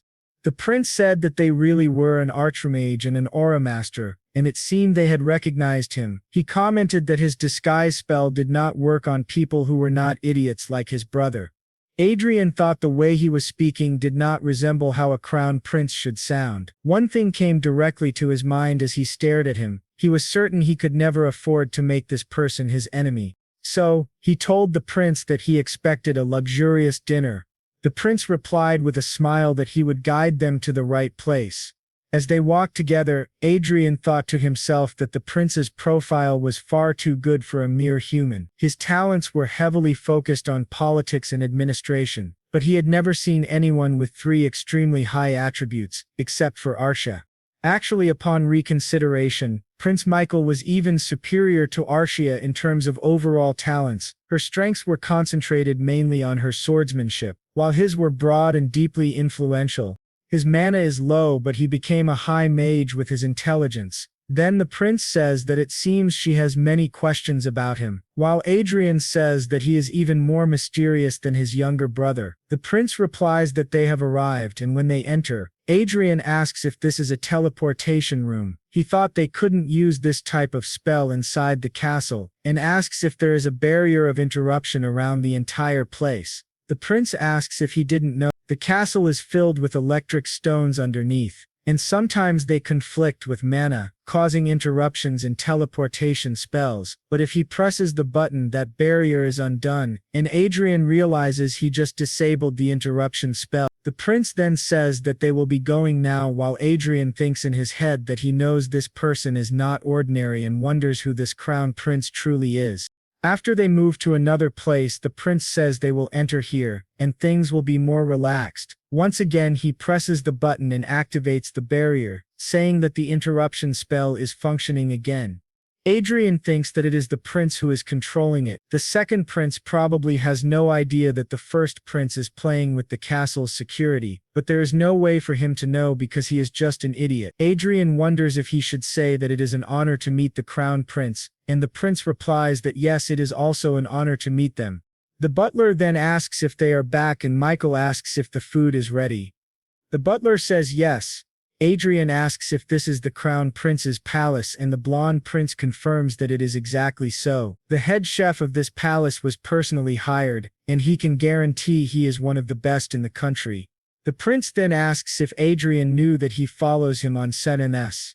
Adrien asks if he is serious, and the prince says yes. His username there is Grandos Eyes Closed. He explains that nobles usually do not care about the virtual world, but he does. He enjoys it very much. Adrien thinks that Michael van Huyt, despite having the title of crown prince, treats him like his best friend, and it doesn't seem like he is pretending. It is definitely not the way the second prince treated him. The two are complete opposites. Adrien notes that Michael seems to have a sense of humor, and the prince says yes, he loved seeing Adrien mocking Marquee Raven. He thought his appearance was more important to achieving that number of followers. Adrien replies that yes, it was very important. While the butler serves food to Arshia, she immediately starts drooling. Adrien says that he saw the prince's fan club greeting him at the castle entrance. The prince agrees, and in the middle of the meal, Adrien asks why he invited them there. The prince asks if he doesn't already know, and Adrien says maybe he is recruiting him. The blonde prince confirms, and Adrien asks what he expects them to offer, but Michael says that unfortunately he cannot offer anything for now. Then Adrien asks if he will promise benefits if he ascends the throne. The prince says yes, but he will not stop Adrien from receiving the title of viscount, which surprises Adrien greatly. Michael explains that a viscount title is not something easily given, and even more difficult now that power is divided. It seems that Prince Luke promised Adrien the title thinking he had the power and influence to make it happen, but if the people on his side disagree, they can prevent him from getting it. Adrien thinks that this really makes sense. The reason Michael cannot offer a title like Prince Luke is because he knows it is an empty promise. If he could only watch the other side grow stronger, that would be foolish. By saying that he will not oppose Adrien becoming a viscount, he is basically saying that he will help him obtain it while still siding with the second prince. If Michael says Adrien will gain a title for joining Luke's side but that he and his faction will not oppose it, then Adrien will acquire it easily. That is why Michael tells him he should consider his side. Adrien thinks that this is not bad. He is the decisive card in this game, and whichever side he joins will gain an advantage. If he accepts Michael's offer, he can obtain the title and support the crown prince. But if he refuses, his title will vanish, and he will be forced to join the second prince. Adrien says that there is more than one choice, but only one answer. The prince asks what it is, and Adrien says yes, he will do as he says. Prince Michael asks if he is sure and if he doesn't need time to think. But Adrien says yes, he deserves the throne more than the second prince. The prince tells him he cannot say all this and then side with Luke after receiving the title. Adrien replies that he cannot betray one who supports him, while Arshia listens silently and continues eating. The prince then asks which side Madame Clen will choose. Adrien thinks that the interesting part about the first prince is how different he is from the malicious second prince, which makes him feel better. Adrien then asks Arshia what she thinks. She says that if Adrien is comfortable with it, she will follow him. He asks if she really means it, and he thinks that he knew she would say that, but it still makes him feel a little uneasy. The blonde prince says that they are great together. Adrien then says that he has a question. He agrees to join Prince Luke's side to obtain the title, but he asks if Michael does not think it would be suspicious if he didn't react. The prince says yes, and that is why he will pretend to oppose him and then withdraw later. Adrien thinks that yes, it is a clean move to avoid suspicion, but still not enough. He suggests that instead of simply doing that, Michael should take something from Luke to allow Adrien to secure the title. This surprises Prince Michael, who asks what he means. Adrien thinks that there is no reason to just give up without gaining something in return. He explains that Marquis Raven suffered a great loss by crossing him, losing 40% of his power because of his emotions while defending his territory. Adrien thinks that Raven does not deserve the title of Marquis. Michael asked if he wanted to take the title from Marquis Raven in order to give him the title of viscount, and our boy replied that he thought it was a fair deal. It would cause great damage to Luke's side by demoting Marquis Raven to a count. Michael then said that it sounded personal, and Adrien admitted he wouldn't deny it, while thinking that he always feels happy whenever he can hurt his enemy. He imagined it as having a knife pointed at someone there was no way he wouldn't stab. The prince asked, and what if Luke refuses? But Adrien suggested that promoting some of his own followers to marquis would also be a good move. Since he was earning the title of viscount for his war merits, it would also make sense to promote one of the counts who had also contributed during the war. He thought that there was a big difference between a newly appointed viscount from the second prince's side and a count of the first prince becoming a marquis. He could become a viscount who was also an archmage. If the plan went well, he would be able to maximize his gains through betrayal. He then realized that the prince felt both suspicious and allied with him, mixed with confusion and interest. When Adrien asked his opinion, the prince apologized, saying that he was just a little surprised. He then asked Sir Lawrence to tell him whom Adrien had met from the second prince's side before him while looking very serious. Our boy wadded what he meant, and Sir Lawrence listed Baron Walker Ruggio, Prince Luke, Viscount Hamilton, and 6 other inspectors who had interrogated him. That made a total of 9 people. They asked if perhaps he had done something wrong, and the prince seemed quite surprised. Meanwhile, Adrien noticed that his own status showed curious, confused ally and admiration. Then he said that now he understood they had both thought the same thing. The prince agreed and asked if Adrien could read people's minds, because he had quickly grasped part of his betrayal plan. Adrien thought to himself that he couldn't read minds directly, but he could guess through the information on his glasses. The prince called him incredible, saying he had also been considering those two as part of his plan. Adrien replied that suggesting a plan which the prince had already thought of was even more impressive. But the prince added that it showed how amazing Adrian's decision-making was, and that reaching the 7th circle at his age was no small feat. He truly didn't want to make him an enemy, they should be friends. Our boy thought the same, then the prince handed him a phone. When Adrien asked what it was, the prince explained that it was a secure phone impossible to trace. He would call him when there was something important to discuss. He added that today's meal had been both fun and productive, and that they should now return using the teleportation circle. He waved goodbye to the two of them, and Adrien replied that they would see each other around. After returning, Adrien asked where they were, and Arshia told him they were in the warehouse near the entrance. As they walked away, Adrien thought to himself that the first prince was indeed a very cautious person. But turning the corner, he noticed the two of them carrying bags full of shopping, and they were startled upon seeing him. He asked what they were hiding, but Arshia nudged him. When he looked closer, he realized they had bought decorations and gifts with their own faces printed on them. Even their clothes were being sold. Adrien wondered why such things were being sold in the souvenir shops of the castle. Arshia glanced at their bags and said that they were otakos.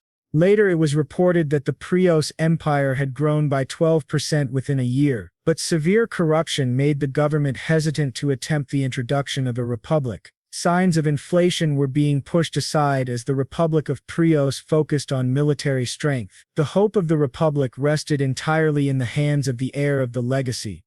Louis Felmont, the son of the president. News outlets began to question whether the legacy of Archmage Lucas had really been acquired by the president's son. These reports eventually reached a palace, where an old man shouted in rage asking how the legacy of Archmage and Lucas could have ended up in the hands of those nations.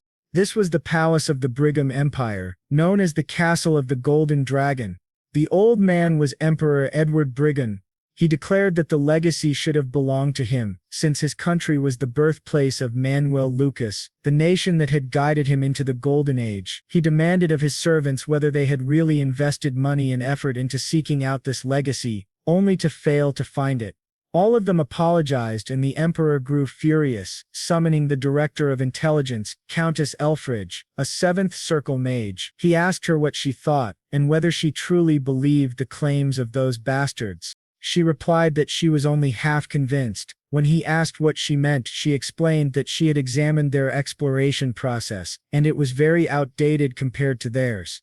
The location was also random, and they likely hadn't expected to find the legacy there. If it had been so easy to find, it would have been discovered 10 or 20 years ago. Most importantly, they had no idea about the true legacy, the encrypted text that Archduke Lucas had hidden by scattering clues written in code, called English. Yet they had supposedly found the legacy without even knowing this fact. It made no sense, unless the clues themselves were a trick.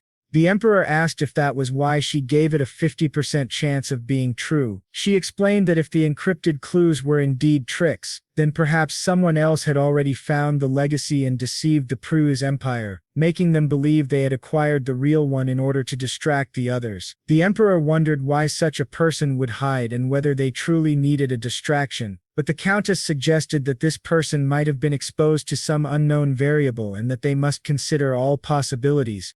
The Lucas Kingdom and the Hyde Kingdom. And the emperor says that the highest probability lies with the allies of Eliza.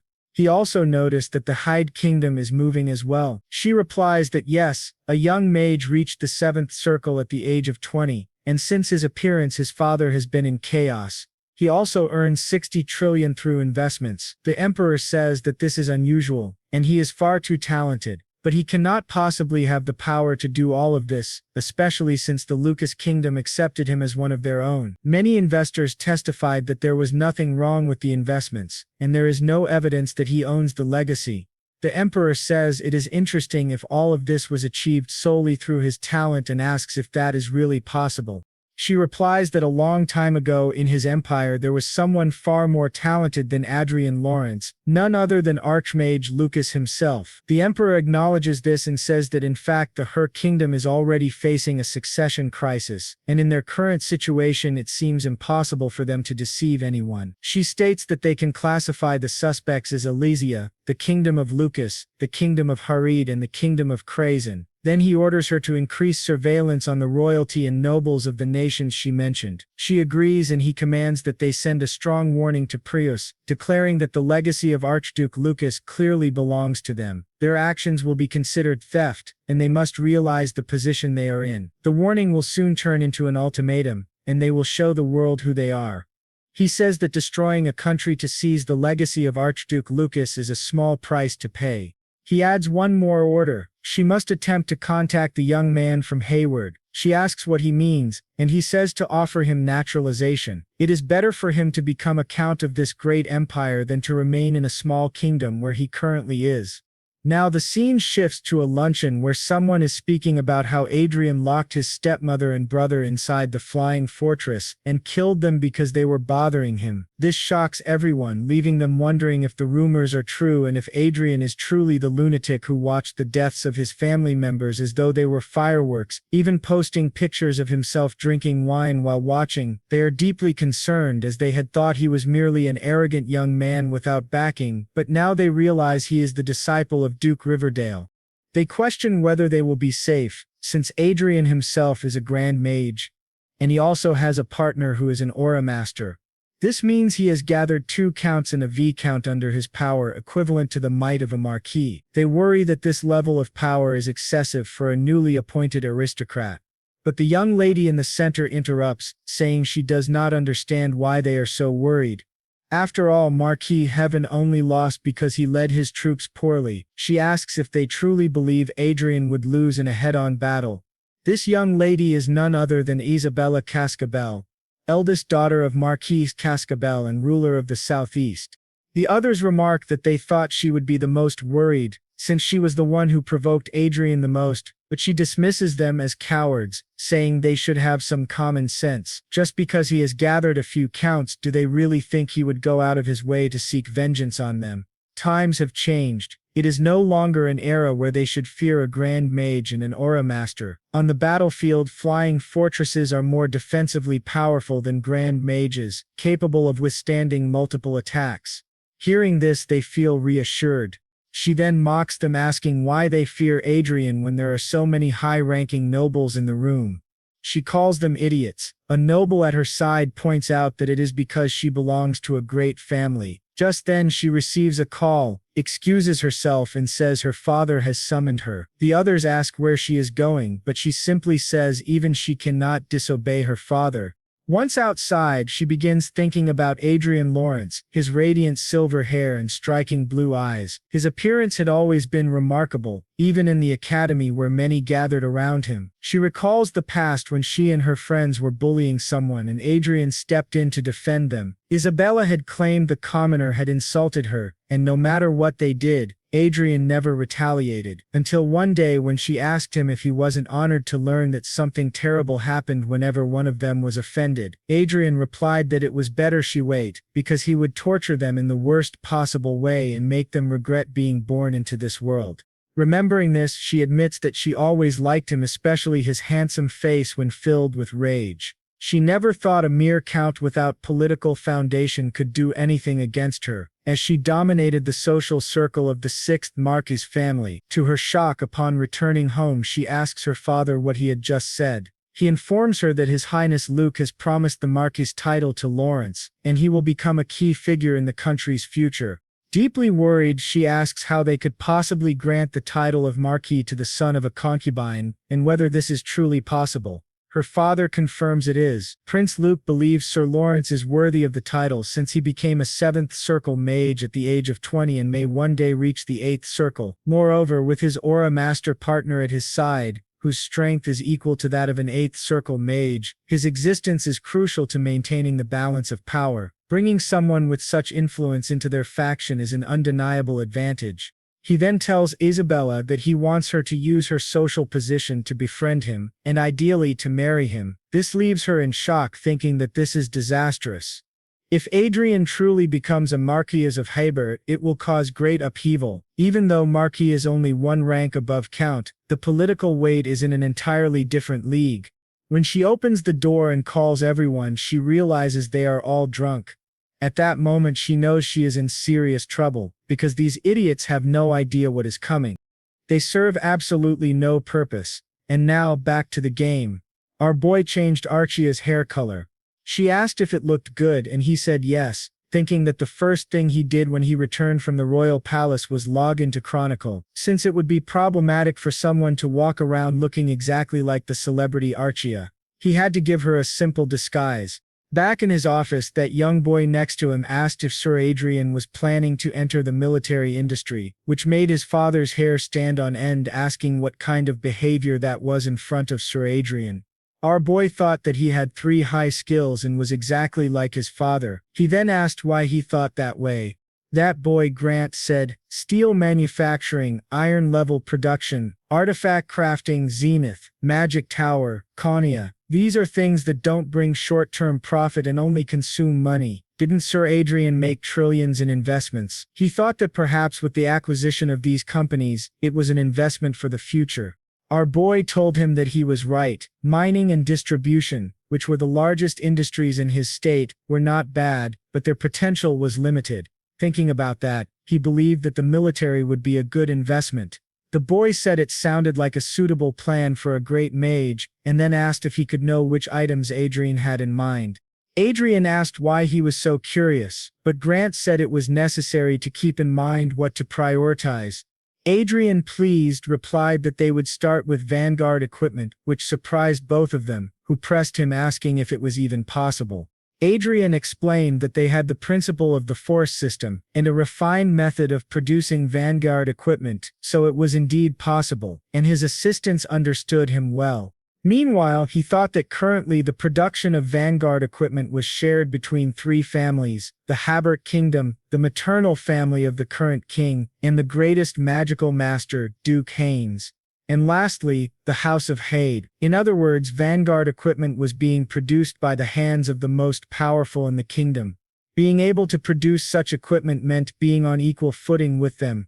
The boy then said that the current powers would not sit idly by, but Adrien said that wasn't a problem, since he had already thought about how to respond to them after his visit to the royal palace. Besides, the threats would not be so severe if they created something equal to or stronger than theirs in the first place. While thinking about it, he also knew that a 20-year-old great mage suddenly appearing out of nowhere and producing equipment would definitely attract public attention. He said, "For your information, I will not be satisfied only with vanguard equipment. Let me know as soon as a good magic tower is available for sale."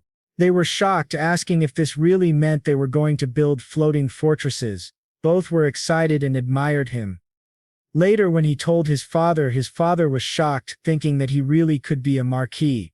Our boy confirmed it, and said he would accept the second prince's proposal because there was no reason to refuse. Pisk then wanted to tell him about the first prince, since a conspiracy of that level required great confidentiality. His father realized things were serious and thought that nothing had gone as expected since Adrien returned from the war. His mother, worried, asked if her son was really going to become a noble. Adrien told her that a count was also a noble title, just like a marquis. But she replied that they were on different levels. He thought that his mother, who had been the hostess of a viscount for a long time, was simply not used to this. Then he asked, how is being a marquis such a big deal? Does he need to become the king of the country and build a harem to be satisfied? But when he looked at the two of them, they were furious, with his father asking what he was talking about, and Adrien wondering what kind of reaction that was. His mother said he could not say such things when his beloved was right next to him, with Adrien glancing at Arshia, who was calmly eating. For convenience, he had listed her as his fiancée, the one who would marry him, but in truth, they did not have that kind of relationship. He had spoken without thinking, so he quickly said it was a joke. His mother scolded him, saying there were things that couldn't be said, not even as a joke, and that he should look at Arshia and see how she felt. Looking at her status, she seemed conflicted and subtle, but after a while she returned to normal. They asked what the hell that was. His mother, irritated, told him that he had to be kind to Arshia and not do unnecessary things. Embarrassed, he said that, in any case, they had an important commission coming up soon. He wanted to finish the pending work in order to mark a new beginning for the Lawrence family. His father asked what work he was talking about. Adrien replied that it wasn't a big deal, just dealing with the vassals who had followed Anne and Cedric, taking unfair advantages and punishing the servants who had harmed him and his mother. That was why they had to be cleaned up, he said with a malicious grin. Now the scene shifted to a royal meeting where they were discussing how someone was not only a count but also a marquee. That was asking too much in the current situation of the country. Some argued against it, but others said that Lord Adrien was a rare genius who had become a grand mage at 20 years old and that this was a fair reward. They also pointed out that in addition to that, he had a fiancée who was a master of aura. Then Prince Luke said to his father, the king, that many countries were trying to approach Adrien after noticing his talent. Some even said that he would become the next archmage, Lucas, and treating him lightly would be like abandoning a competent young man who could one day lead their kingdom. However, Prince Michael countered, saying that, as far as he knew, for at least 200 years there had never been a case of someone being granted the title of marquis all at once without holding previous titles. The second prince argued that since he had gained Sir Lawrence, he only wanted to strengthen him. The prince looked at him with his eyes half closed and asked if they really needed formalities between them. This made Luke furious. But the crown prince said that if he accepted his condition, they would accept his argument. Luke asked what he meant by that, and the prince replied that he should allow Marquis Raven to have his position as a marquis demoted, which greatly surprised the old man. Luke asked if he was suggesting choosing between the old influence and the new. The crown prince said he did not think it was a bad suggestion, and asked whether having one noble as a count and another as a marquis would not be the same thing, only the position would change. Luke said that there was no chance, and he could not do something so despicable as risking his people for his own benefit. The crown prince replied that he truly was incredible, just as expected of a leader. He knew Luke would refuse, as his personality would not allow him to accept something like that. Then the prince said he would make a new proposal. He hoped that Count Otis, who had made great contributions as Sir Lawrence's superior during the war, would also be appointed as a marquis. This shocked the fat noble, and he admitted that while Sir Lawrence had indeed made great contributions during the war, it was not an exaggeration to say that half of the credit belonged to his superior, Count Otis. Luke simply looked at him and said that was fine, and that they should stop fighting among themselves. At that point the king declared that it had been decided. They would accept the requests of both the Crown Prince and Prince Luke. Both thanked him. A few days later, the day of the victory celebration began. Adrien's mother was very happy and excited as she looked at the palace. She asked Adrien if she looked ugly, or if her dress looked tacky. He told her not to worry about that, since many sons of famous nobles would probably ask her to dance. Adrien's mother then said she thought Arshia would look much prettier in a dress. But Arshia replied that she really liked her own style. To Adrien's surprise, he saw 3 familiar figures who were shocked, asking if that was really Adrien. He realized that they were Viscount Dohart, Viscount Parma, Viscountess Karma, and Viscountess Ronnie, faces he had deeply missed. He commented that they were still together even after growing up. But Adrien ignored them and said that he would visit them when he had time and then they could talk as much as they wanted. Adrien's mother asked if they were his friends and he explained that they had been his colleagues at the academy. They were worried, however, thinking, "This is bad. Didn't you see that woman's look when we parted? It was like she wanted to kill us. It seems Adrien still hasn't forgotten about us." When Arshia looked at them, she asked Adrien if she should kill them, but Adrien said no, at least not yet, because he had made a promise to them. Then the royal butler welcomed them, and showed them their seats. Adrien noticed that they were placed in the first row of the table. Everyone around started cheering for them, asking if they were not the Viscounts of Lawrence, calling them elegant, and surrounding them with questions. Adrien thought to himself that the high-ranking nobles must have already heard about his new title, which explained their behavior. But to his surprise, he noticed an old man, Marquis Raven, staring nervously at him. Adrien figured that the second prince must have scolded him, seeing how he was keeping his distance now. The victory celebration began, and the central kingdom declared that Count Otis would receive the Order of the Golden Lion, be granted a coastal city in Ort, and be appointed as marquee on the border of Aegis. Adrien thought that, thankfully, Count Otis was also on the crown prince's side. Meanwhile, he glanced at Prince Luke, who was speaking with his ally while Adrien thought about the man beside him, Marquis Vincent, who was without a doubt the strongest sword of the kingdom. When he looked again, both princes were staring at Arshia, and Adrien thought that, as expected, she did not suit the second prince. Then the two princes approached the king, knelt, and the king took a sword and declared that Adrian Lawrence would be granted the title of Marquis in the territory of Marinkov. Arshia would be given the title of Countess in the territory of Glendale. Additionally, each of them would be granted a fortress, and the king expected them to strengthen the defense of the country. The two of them thanked him, shocking everyone present. They were astonished that he had suddenly become a marquis. Then the king asked if there was anything Adrien wanted to say. Adrien replied yes. First he said that he was at the mercy of his majesty and placed his heart in the justice of the country. He gave his thanks to the crown prince and to Prince Luke. Then he declared that now that he had become an aristocrat with his own territory, there was something he wanted to do immediately, and he would state his will before everyone present. He spoke the names of Viscount Dohart, Viscount Parma, Viscountess Karma, and Viscountess Rani. With a wide gleaming smile, he declared a territorial war against those four families. This shocked the king, both princes, his own family, and everyone around. From that moment, King Sist van Hayt began to feel growing concern in recent days. The problem of succession had already divided between Prince de Lear and the second prince. And now something even more troubling had happened, giving the old man an even greater headache. They were dealing with their children, and now a new lunatic had appeared in their country. Our boy, after saying that, he met with the prince personally, and Luke said that he must have misunderstood Marquis Lawrence's tendencies. He had thought Lawrence was a typical scholar but never imagined him to be so aggressive. Luke asked if he didn't know that a new lord could not expand his territory arbitrarily. Our boy replied that he would simply destroy the four families and then return to his territory according to the royal decree. Luke asked if he planned to follow through with that until the end, and Lawrence said yes. Luke put a hand on his shoulder and said that his attitude disappointed him greatly and that he wanted to wait and see what happens. Lawrence thought that Luke had expected this kind of reaction, but he didn't care at all.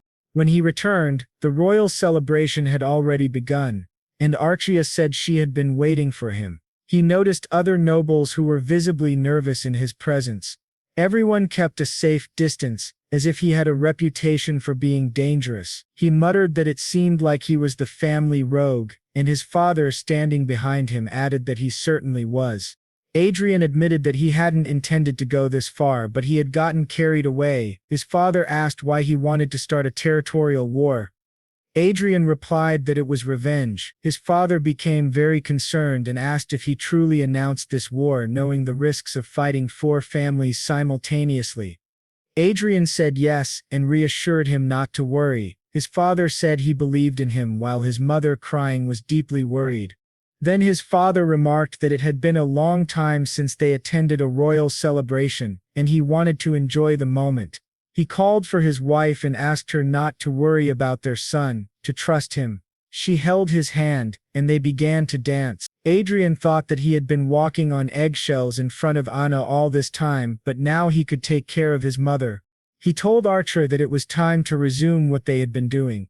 Meanwhile, four nobles were discussing whether this made sense, as even territorial wars needed justification. The central noble said that they would not lose. A plump young woman asked why, and he explained that according to Adrien's declaration, the four families should unite. Though their opponent was a marquis, the combined power of four viscount families could handle the newly appointed marquis. They agreed that it seemed plausible. Adrien, speaking behind them, said it was good to see them all. They simply addressed him as Adrien, which made him wonder how they dared to call a marquis by his first name. They explained that they would not respect him after he declared war against them. Adrien then decided to make them respect him by throwing his glove in the young Viscount Parma's face. The Viscount could not tolerate such rudeness and challenged him to a duel in front of everyone. To his surprise, someone appeared behind him and said he was not allowed to join the duel. Adrien realized that these were the heads of the 4 families. They asked if he hadn't provoked them before. Moreover, there was a major difference. Such actions could not be justified under national law. Adrien said it was a pity because if he had allowed them to behead their son, he would have kept his territory out of the war. Levelout remarked that he did not know what unfortunate relationship he had with his son, but he was going too far. Adrien replied, "Too far? I am simply someone who keeps my promises. If I vow something, I must fulfill it." Their father asked what he meant, and Adrien told him to ask their children. The announcement would read, "The Territorial War will begin in 1 week, and unless you want your family to fall because of your foolish son, you must detain him and bring him to us." Someone asked if he really wanted them to see their son, and whether this wasn't crossing a line. Adrien stared back and said exactly, looking at Isabella in the back, adding that he would see them on the battlefield. This made the old man furious, saying that they would discuss this further upon returning. People began shouting for Isabella, asking why she had only just appeared. She nervously wondered what on earth was happening. Our boy read the comments and thought it was truly touching that, after revealing what those people had done to him, they were on his side. Meanwhile, they were in an office with Karan, discussing the specifications of a floating fortress that could be deployed immediately. This was the fortress catalog. Adrien thought that, as expected, floating fortresses were very expensive. People looked at him and called him irresponsible for waging a territorial war without proper military power. But he knew they were mistaken. If they lacked power, he only needed to purchase a little. He told the man he would buy everything, thinking that he now had 48 trillion saved, adding confiscated properties from Marquis Heaven's factions, Anna, Cedric, and other family assets. He had 70 trillion. The man replied that the transaction value was enormous, and half needed to be paid up front. Adrien asked for a tax exemption, citing the taxes he had paid recently. The man agreed, and after the deal was closed, Adrien thought that even after purchasing 8 floating fortresses, he would still have 20 trillion remaining. It was an unbelievably good deal. As he left, he encountered the Count and was surprised by him. Now he was no longer a count but a marquee. The marquis was extremely happy. They also called him Marquis Lawrence. Our boy politely asked them to speak comfortably with him, and the plump man laughed, saying that he was still a marquis. Our boy replied that he couldn't have spoken to him that way if he were a count, but now that he was a marquis it was fine. Then Watts said he should wait and asked what Adrien meant by becoming a marquis. Adrien confirmed that he had just bought all the floating fortresses. Worried, said there was no choice but to act in reserve. Then a girl appeared, and he realized it was the daughter he had mentioned. She introduced herself politely, saying her name was Michelle from the Otis family. While looking at Adrien replied that it was a pleasure to meet her. He introduced himself as Adrian Lawrence, and Arshia clan as his fiancée. According to rumors, she was known as a lunatic with a bad reputation, but looking at her, she didn't seem that way. Examining her status carefully, Adrien was surprised to see that she had an English interpretation skill, which shocked him. He wondered if she really knew English as he did, and how she had acquired that knowledge.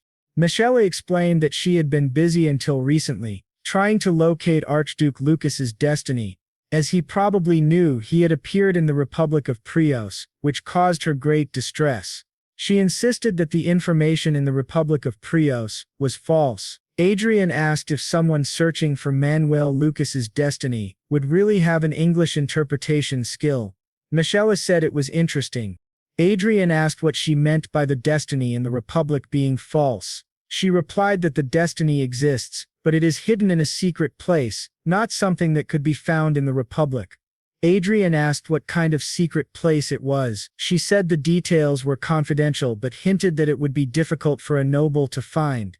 Adrien thought that yes, Hollywood. Nobles usually thought of Hollywood as a virtual reality system and a place for plebeians to escape reality and fantasy, making it naturally difficult for nobles to locate. He wondered who this girl really was. He had thought she was doing a simple prediction, but she was surprisingly close to the destiny. She said she played daily and might be able to follow your excellency. Adrien said she was of course welcome. She explained that unlike her father, who judged based on bloodline rather than ability, she appreciated people who grew on their own, like Marquis Adrien and Countess Arshia. The plump man asked if she really liked this brat, and she replied that she would love to chat another time. She asked what His Excellency thought. Adrien was very excited and said he would love to, and an invitation was sent to her as soon as possible. After they parted ways, Arshia asked if she should kill her. Adrien said no, but they should keep an eye on her for now, thinking that he needed to watch Michaela Otis more carefully. Meanwhile, at Viscount Dore's house, along with Viscount Karma, they discussed Adrien's order at the military equipment store. He had purchased 4,000 armors, 4,000 knight swords, 20 transport ships with 500 seats, 8 floating fortresses, 400 exclusive vanguard units, and 400 exclusive floating boards for the vanguards. This was his military procurement for just one day in the capital. One elder remarked that the brat was seriously planning for war. Spending 70 trillion on weapons in a single day was insane.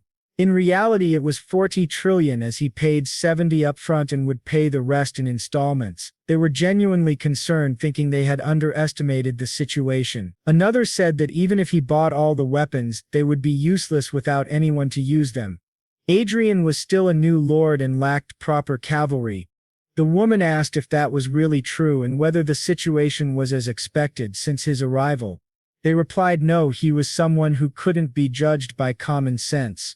The man asked if she meant they should analyze the situation from her perspective. She asked if it wasn't better to consider the worst-case scenario. They couldn't just go around causing chaos all the time.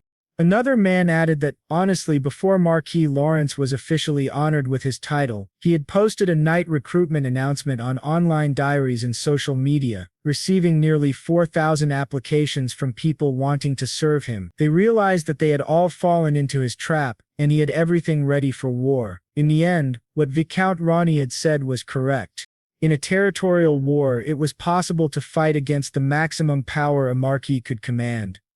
Another man asked if that was all.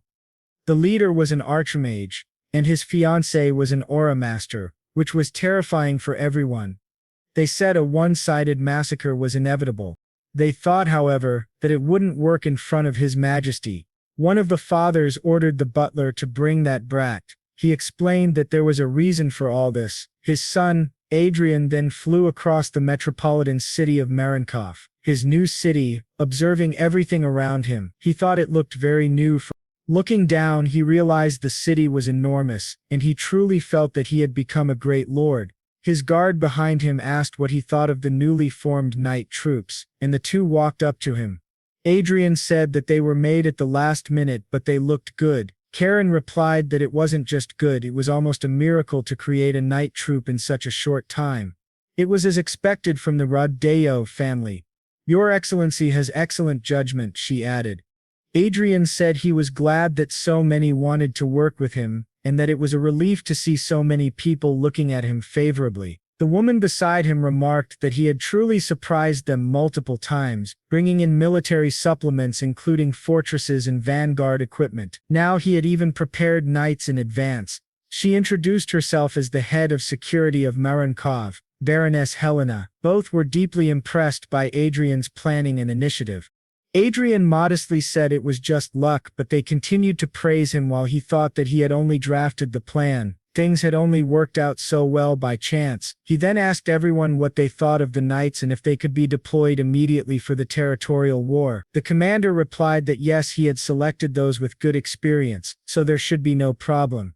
Adrien confidently looked at his second-generation metal fortress, a first-generation metal fortress, another second-generation and a third-generation fortress. He thought that if they were giving these to him, they should have given him the latest generation instead of these outdated ones. However, since they were royal gifts, he could not simply discard them. He would use them for a while and then sell them cheaper to a smaller state. He then declared that they would depart, which surprised everyone. "It's time for battle," he said. The commander asked when they would head to battle. Adrien replied that they would finish preparations in 3 hours. divide into 4 groups, and close off the territory to prevent the enemy from joining forces. The main force, including him and Arshia, would capture territory piece by piece. The commander mentioned they needed royal family permission. Adrien said that whether it was fast or not, the permission would come anyway. Until then they would call it training, a common excuse. He thought that at this moment he would not be commanding from a safe distance, but would go directly to the battlefield alongside Arshia, demonstrating his military power without hesitation. He wondered about the other households, one brat getting beaten, the other father of the year drinking too much, and the plump girl begging her mother to save her while another was trembling in her room. With everything prepared, 3 massive aerial fortresses and several smaller ones, Adrien, Arshia and his commander were heading toward the territories to seize everything, including their lives. Meanwhile, in the Viscount Parma household, a girl was drinking juice, thinking this was troubling. She reflected that Adrian Lawrence had been granted his title, and His Majesty the Emperor had wanted to recruit him, but who would have expected such swift action? As soon as he received his title, he declared a territorial war against all 4 viscounties simultaneously. Soon they would know whether he was a lunatic without a plan or an eccentric with a strategy in mind. She was Elfred of the Bregon Empire. To her surprise, someone appeared beside her, the Duchess Olivia Riverdale, and she recognized the voice. They exchanged no words amid the crowd. Back to Adrien. 3 men in front of him looked nervous, explaining that it seemed like permission for the territorial war had not been delivered, but Adrien had positioned his troops in front of the viscounted territory. They wondered if he was ignoring the law. Adrien told them they were mistaken. This is only training, he said. One asked if they were at the viscounted territory. The guard replied no. Adrien reassured them that he was a man who upheld the law. He would not attack until permission was received, so they should not worry and continue their work diligently. One man asked if he would attack immediately once permission was granted. Adrien said, "Of course. For now the army is only training in front of you." The man, frantic, argued that this was coercion and went against morality. Adrien thought to himself that if using a young master to intimidate at school was moral, then this was similar. The man protested that permission for war had not even been granted, and starting a war over a school quarrel seemed implausible. One man pleaded with him not to act irrationally. Adrien told him to leave because from that moment the person he had to convince was the Viscount of Parma. The only way for the territory's army to survive was to surrender. There was no other way to prevent this war. He gestured to the elder and began the teleportation interference spell. The spell activated. The floating fortress and the vanguard troops began marching with the objective of taking the Viscount Parma territory. They started advancing toward the house. One asked if Adrien would return or really had so much free time. The man, terrified, began to flee, while Arshia, Adrien's companion, took his hand. Together, Adrien said, "From now on, Arshia and I will be directly on the front lines." During this he left command to Sir Perseus, which surprised Perseus greatly. He asked, "What do you mean? I can't go now." Adrien simply said he didn't care. However, Perseus gave the voice command to the warriors, instructing them that His Excellency Marquis Lawrence and His Excellency Arshia clan would personally be observing the battle, and they must protect them.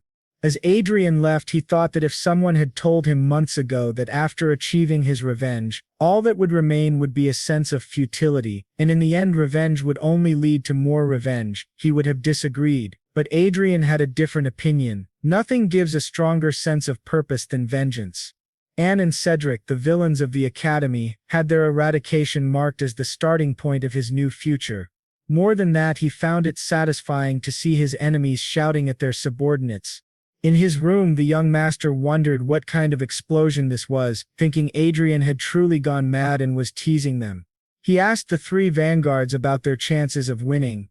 The one in the center replied that Adrien's military strength alone was twice theirs. They had an aura master and an archmage. Honestly, their chances were nearly 0. This angered the young master even more. They argued that they should do something. They thought Adrien had hired them just to waste money, but Adrien simply stared at them silently. The soldier advised the young master, "Even in this situation, he only thinks of himself. If you want my advice, you should go and face Marquis Lawrence and die by his hands. If you let him have his revenge, you'll be a little less angry, and the territorial damage will be smaller." The young master asked how he could say that to him, when he was his young master. The soldier, furious, said that probably everyone in the castle thinks the same way. Adrien had always been cruel, and no one understood why they had to suffer for him. When those below them died, they would blame the young master, not Marquis Lawrence. Over 10 people had already died, directly or indirectly, by Adrien's hand. In the end, they understood the meaning of the phrase, "You reap what you sow." They thanked him for the harsh lesson. The young master thought, "You reap what you sow, he's from the ruling class.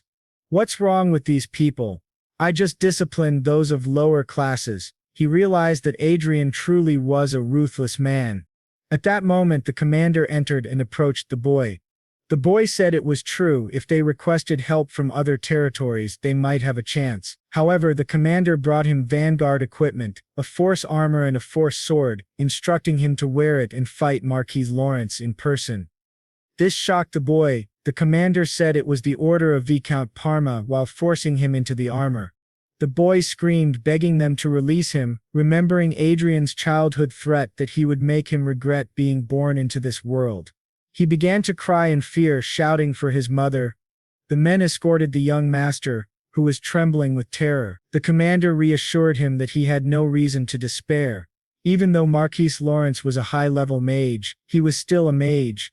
A warrior armed with force equipment should be able to handle him. The boy, still crying, asked if that was supposed to be comforting. The commander said he was saying it so the boy could survive. If he hid trembling in a corner, it would be better to just cut off his head, because hiding would only make him a sacrifice for Adrien's revenge. But what if he used the vanguard equipment and, while Adrien's guard was down, attacked and defeated him? He would be celebrated, and Marquis Lawrence had no heir. The territorial war would end, and victory would be his. In other words, he would become the hero of the viscounted territory. Although still terrified, the boy wanted to try, thinking he would at least be the clown he wanted to be once.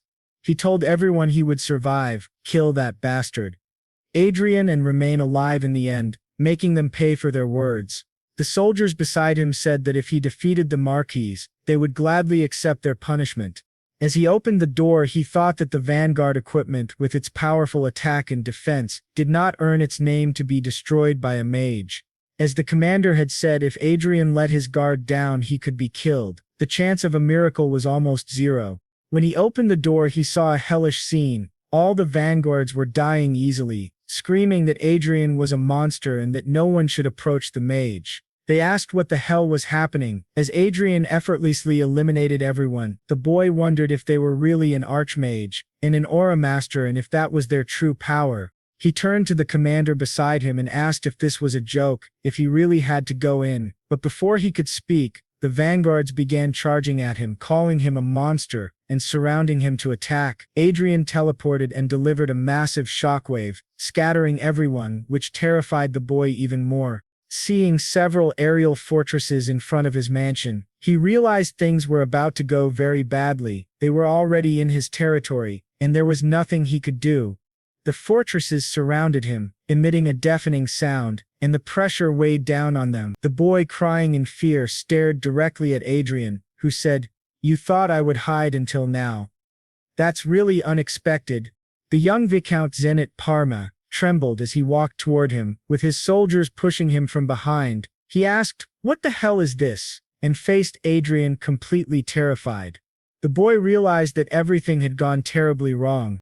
He summoned his courage and challenged Lawrence to a duel, which greatly surprised our boy. The young man said that if he were a noble who valued honor, he wouldn't ignore the challenge.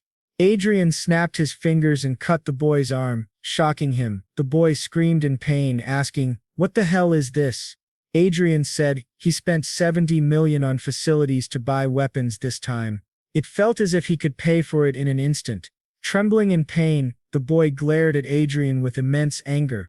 Adrien continued, pointing out that since vanguard equipment was scattered everywhere and a floating fortress stood in the yard, the boy should know which was best, especially considering his family's treasure. The boy, still screaming in pain, asked if that was truly his intention. Adrien replied that it was part of his revenge, and everything else was merely a consequence. He ordered his eagle to advance toward the boy. The boy, trembling with fear and crying, saw Adrien point out 2 broken ribs, a humerus and a bone in his back. He wondered what was happening. Adrien explained that these were the bones he had broken and he would have spared him if only a few had been broken. After all, Adrien was a very patient man and avoided revenge unless provoked mentally to the point of irritation.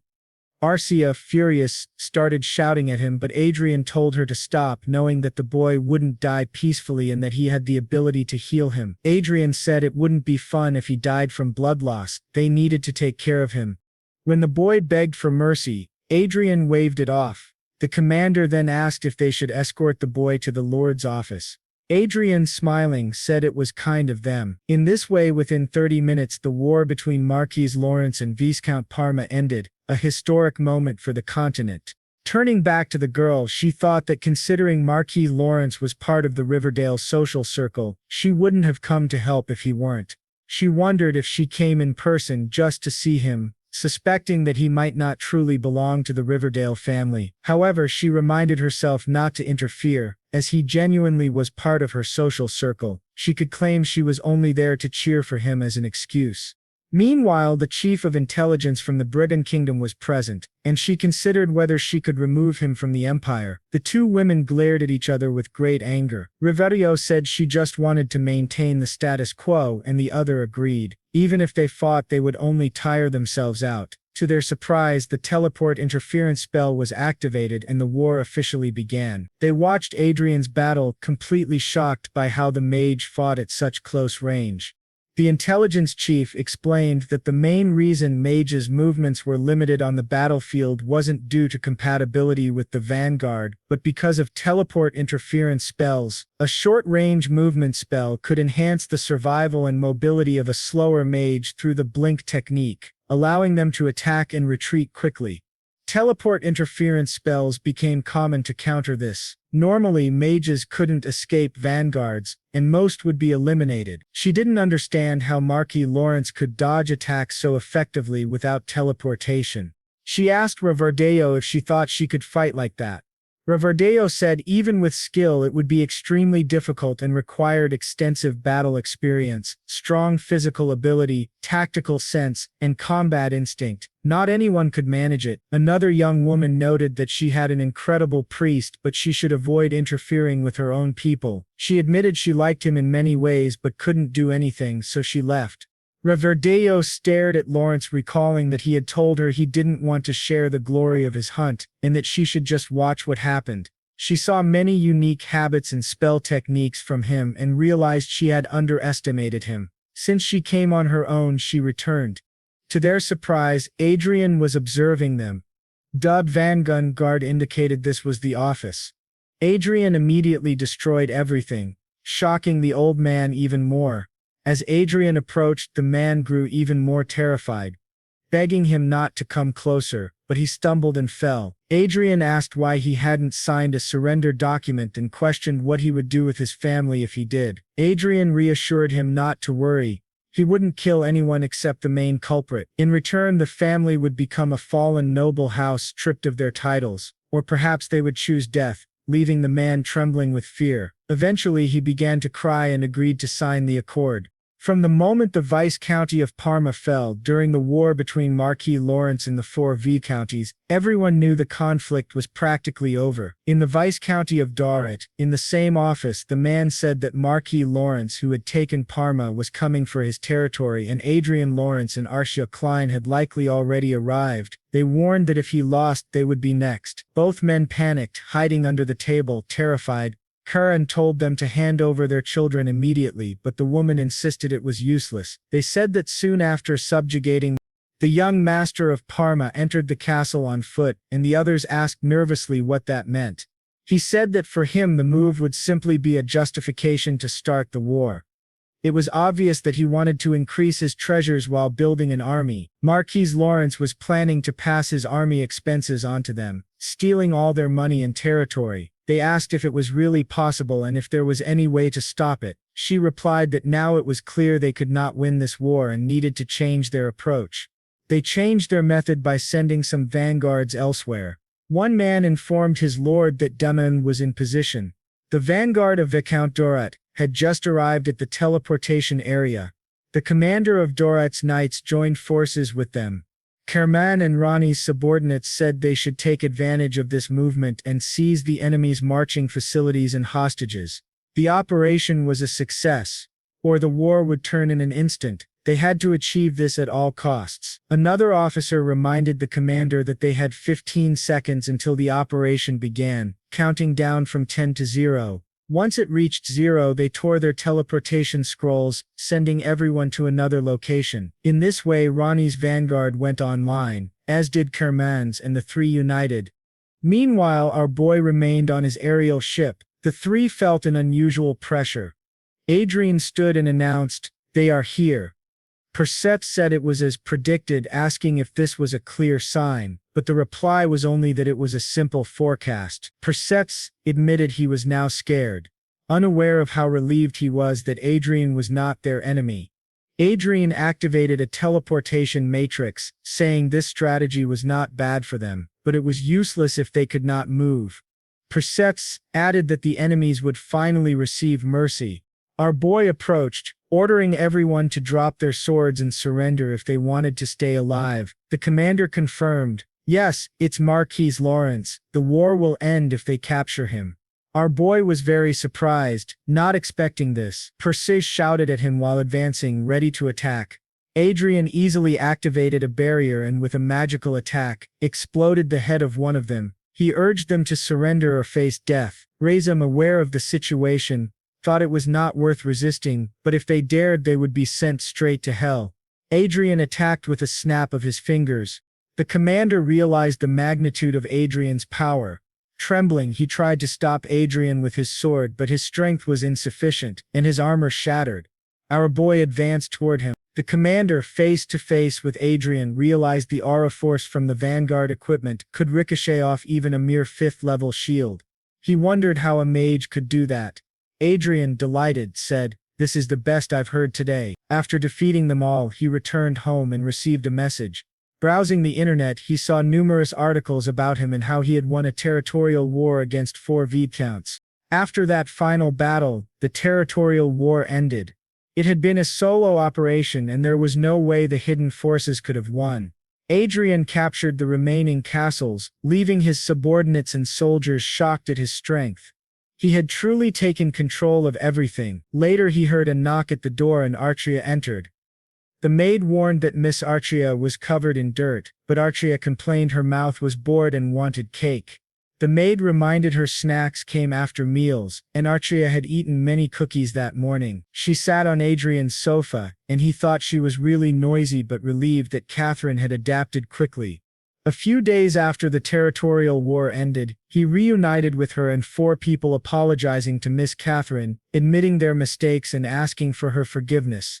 She asked Adrien what that was about. Our boy explained that as she saw the 4 people who had bullied them in the past, especially those who had hurt her deeply, she realized they had destroyed their confidence and future. Adrien said that for political reasons he needed some time, but he planned to deal with Isabella and her son Brooks. They had without a doubt apologized to her. So he only asked her to wait, saying she didn't need to do this. She begged him to stop, trembling with fear, but Adrien grabbed her arm and said he couldn't let her know yet, though she was his savior, healing all the injuries on his body. She was very happy and he told her they would continue smiling from now on. He then called for Catherine.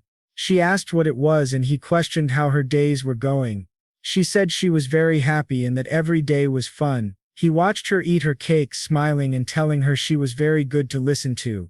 Now, he moved to the prince's office. He was reminded once again that bringing him to his side had been a true masterstroke. The ministers from the 3 families supporting the second prince, Territorial, Karma and another, had results favorable to him, which made him feel flattered. During the process, one family supporting the crown prince was eliminated. The prince said there was nothing to be done. They had sinned against him and must pay a fair price. Adrian asked if Prince Luke had said anything. He replied that he had been bitter about it, questioning if it was necessary to go so far against allied nobles even for revenge. The doctor thought that if national power became unstable due to civil war, the Crossing Empire might show its ambitions again. That was why the betrayal was planned, a complete victory for the crown prince. As for Arshia, he ignored her as often as he drank tea. She was an innocent child who still didn't understand these matters. If things continued, it seemed better to deal with this scatter-brained boy before the real confrontation. But the prince interrupted his thoughts, telling Lawrence that it was only his opinion, and suggested he hold a ceremony, which surprised our boy. He realized it was about marriage. Now in the Clean County castle, our boy walked remembering the prince's words about marriage. He knew it was the best option in this situation, though not something he could decide easily. Arshia and he were superficial lovers, not true partners. This was part of the legacy of the great Manuel Lucas. He was sure she would accept his decision without complaint, simply because she had been raised for him. This meant he could use her as he wished, even marry her, regardless of her feelings. Suddenly Arshia ran toward him. He was surprised, asking what had happened, pointing to the men lying on the ground. She said she had taught them a lesson. He asked if she really meant a lesson, and she said it was only training. The maid, Katerina, came to summon both her and His Excellency. Adrien wondered if there was a problem, and why she seemed so agitated. The maid explained that the second prince had sent someone, wanting to meet her. Adrien asked if the prince had gone mad. Arshia, showing no reaction, said the second prince's gaze was perverted. She didn't want to meet, get involved, or speak with him. She wanted him to leave. The maid replied that she could not act this way. Nevertheless, the second prince's envoy greeted Lady Clen and Marquis Lawrence. Adrien, surprised, asked what was unusual. He saw the envoy beside his fiancée and asked what brought him there, urging him to get to the point. The nervous man handed a bouquet of flowers, saying Prince Luke invited her to a meal and sent the flowers. She accepted the flowers and handed them to Adrien, noting that he existed in a dimensional void. She asked if that was all, and the man, still nervous, said he would appreciate her response to the invitation. She asked if it was for Adrien, and he said the invitation was only for her. She refused, and he pleaded that she not react that way. Adrien asked the envoy about his family. Nervously, he asked what he meant. Adrien explained that to become a royal knight, he must have some support. The man asked why he was so curious. Adrien, smiling, said he liked to destroy families in pieces. If he hadn't seen the news, he wouldn't know, yet he could not harm him because he was a messenger of Prince Luke. He wondered if he could attack the man's parents instead, shocking the envoy, who said it was extremely rude. He had only followed His Highness's orders. Adrien said he was offended, and asked if he should put the person in their place. From now on he would not remain idle if anyone came with unpleasant proposals toward Arshia. He must go back and speak to the lady in such a way that he hopes their relationship continues smoothly. However, if provoked further, he might end up doing something reckless. He made it clear that this woman was his fiancée. After explaining all this to the prince looked very angry. The nervous man confirmed that it was true, and he didn't seem to be joking with that gaze. The prince admitted that he had not expected Marquis Lawrence to be this kind of man, and that he had misinterpreted the invitation. The commander behind him advised His Highness that it was time to retreat, warning that provoking Marquis Lawrence beyond this point would be unwise. The prince angrily asked why, and the man explained that if he truly wanted the woman, he should take her once he ascends the throne. The prince agreed, saying it was a good idea, and that he would certainly have to educate this spoiled Marquis Lawrence, but the time was not yet right. Now he had another reason to claim the throne. However, there was something more urgent. Inside the game, Arshia was kicking a mob's face. Once the vampire bled, Adrien noted how much she resembled the second prince, who got irritated just by her appearance. She started shooting fireballs at him. Adrien joined the fight, defeating the vampire together, then celebrated. He realized he couldn't leave this place unattended. Lately he had been guilty about only being able to play for less than 3 hours a day. But thanks to this, he reached level 205. He decided to focus on leveling up, leaving matters that didn't require his presence to his aides. Back in the real world, Arshia, along with two recruiters, was facing a clerk who asked politely if they needed anything, smiling cutely. Through Adrian's glasses, he saw that her name was Every Barnett, a 15-year-old ordinary citizen with an extremely high divine power talent in the nature of a saint. In Hondel, only one god and one religion existed, worshipping the creator of the world, known as the Sepia, and their doctrine was called Sepianism. The headquarters and command center of Sepianism were in the Holy Land of Everel, so sacred that even the Brigand kingdom dared not invade. There, three lords oversaw the Holy Order, the Holy King handled general church administration, the saint commanded the army, including the Holy Knights, and the saintess oversaw all priests, performing divine miracles. Adrien asked Arshia about the girl and she explained that Eric had brought her to the talent room. As he entered, he found her greeting him alongside Eric. The girl also greeted him nervously, touching his hand, and Adrien realized she truly had the nature of a saint. Arshia explained she had found the girl working part-time in Lo due to her family circumstances. Adrien told her she had chosen wisely, and Arshia thanked him. Now sitting on the sofa, he asked the girl if her dream had been to become an administrative officer. She happily said yes. Adrien explained that, unfortunately, her talents were not suited for administration, which made her hang her head. He then surprised her, saying she had a talent for divine power and her nature was incredible enough to aspire even to the position of a saint. The girl was shocked and even Eric asked if it was true. Adrien confirmed it. She could not become a saint just for having potential. The Holy King chosen by the Sepia had been excluded by the royal family by blood. The saint and saintess were selected by God every 50 years. Regardless of one's status, candidates must perform exceptionally to be recognized by God. She asked for his advice. Adrien said that since God had sent her talent, she could not remain idle. He had researched and discovered that the competition to elect a new saint and saintess would occur soon. He planned to give her his full support to become a saint. Nervously, she asked if it was truly possible. She wondered how she could become a saint. Quadra explained that 7 out of 10 saints were ordinary citizens, so it wasn't impossible. However, she still didn't believe it. Quadra added that it wouldn't happen overnight. It would require a lot of effort and the willingness to give her best. Before the competition, she would need to learn many things, including etiquette, theology, and divine magic. For now, he was considering giving her an initial payment of 200 million and a monthly salary of 500 million. This impressed the girl, though she thought it might be a waste even if he offered 10 or 100 times more. If he could create a saint with his own hands, that alone would grant him tremendous power. He asked her to think about it and questioned whether it was merely a transition from administrator to saint, as both were still professions. Eric added that His Excellency was serious and trustworthy, so she could rely on him. Adrien thought Eric was a great assistant, and while he hadn't thought much about assigning Eric to her, he realized the two of them could work well together. With Eric's political connections and talents, they could create a strong synergy. Adrien said she would become a member of the Ladies' Castle from now on and that her parents could visit any time. She was very happy and thanked him. Adrien told Eric to take care of her and they seemed to become quite close. Adrien smiled widely, excited about the prospect of her becoming a saint, eager to see what would happen with a saint by his side. As Everil adjusted to the new environment, Adrien and Arshia were playing extensively.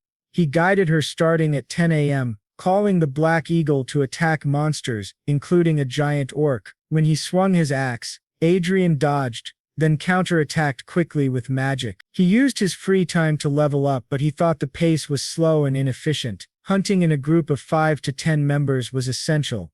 They were equipped with various items and abilities, but the combination of just 2 people and an animal helped. The real problem was frequently encountering other players. Adrien got up to leave, but Al interrupted, asking politely how he managed to have support like an eagle, and inquiring how to get one.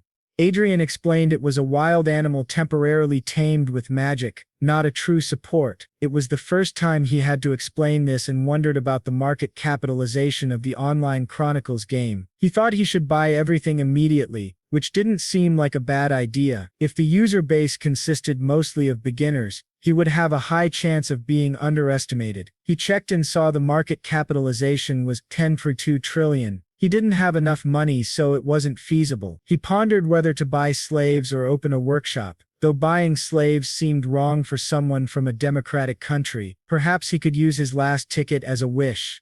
He wondered if there was a more efficient way to level up without encountering other users. He then had an idea, a highly convenient method without purchasing the entire game, monopolizing hunting grounds, which surprised the two of them. At the Black Dragon Guild executive office, one person mentioned that their country would double the game's access time limit. Another noted that long ago even in-game monetary transactions were blocked, so now they had to work hard. Someone asked if it was possible to sell items directly in a country where transactions were legal. The guild leader said it was increasingly difficult to play games. Then a girl entered the room, saying someone was looking for the guild's lady. She asked who it was and the girl replied it was a mage above level 200 requesting a meeting with the guild leader to make an offer. This surprised everyone. They assumed he wanted to use cheap tricks to enter the guild. The girl insisted it was a good idea to meet him. The guild leader asked why and she explained he had purchased 10 Claton hearts as gifts, which surprised everyone. She added that he was equipped with the best hybrid gear usable at level 200. Considering his equipment skills, he was stronger than most top-level players. During the meeting, Adrien introduced himself as Mind. The guild leader, Penny, found his name peculiar and noticed that all his equipment was extremely expensive, suggesting he might be a noble. She asked about his business and he explained that he wanted to rent the hunting grounds of the Black Dragon Guild to monopolize them. She asked how he could rent the grounds and he explained that it would prevent other players from accessing them while letting him use them exclusively. She had never heard of such an arrangement. Moreover, he wanted the guild to manage the grounds and not use them himself. She asked what kind of beast he was trying to create. He clarified that he would of course pay for the rental, offering 5 times the total profit the guild could make from the grounds in cash. She asked which hunting ground he wanted to monopolize and he said the Chimera Dungeon of Carton, shocking her. She asked him to wait, noting that over 200 people used the dungeon daily, which made it extremely profitable. Quadra confidently said it wasn't a problem, and in exchange she would ask the other users to enter the area. She asked if there was something special in the dungeon or a hidden quest, but Adrien replied that he only wanted to level up.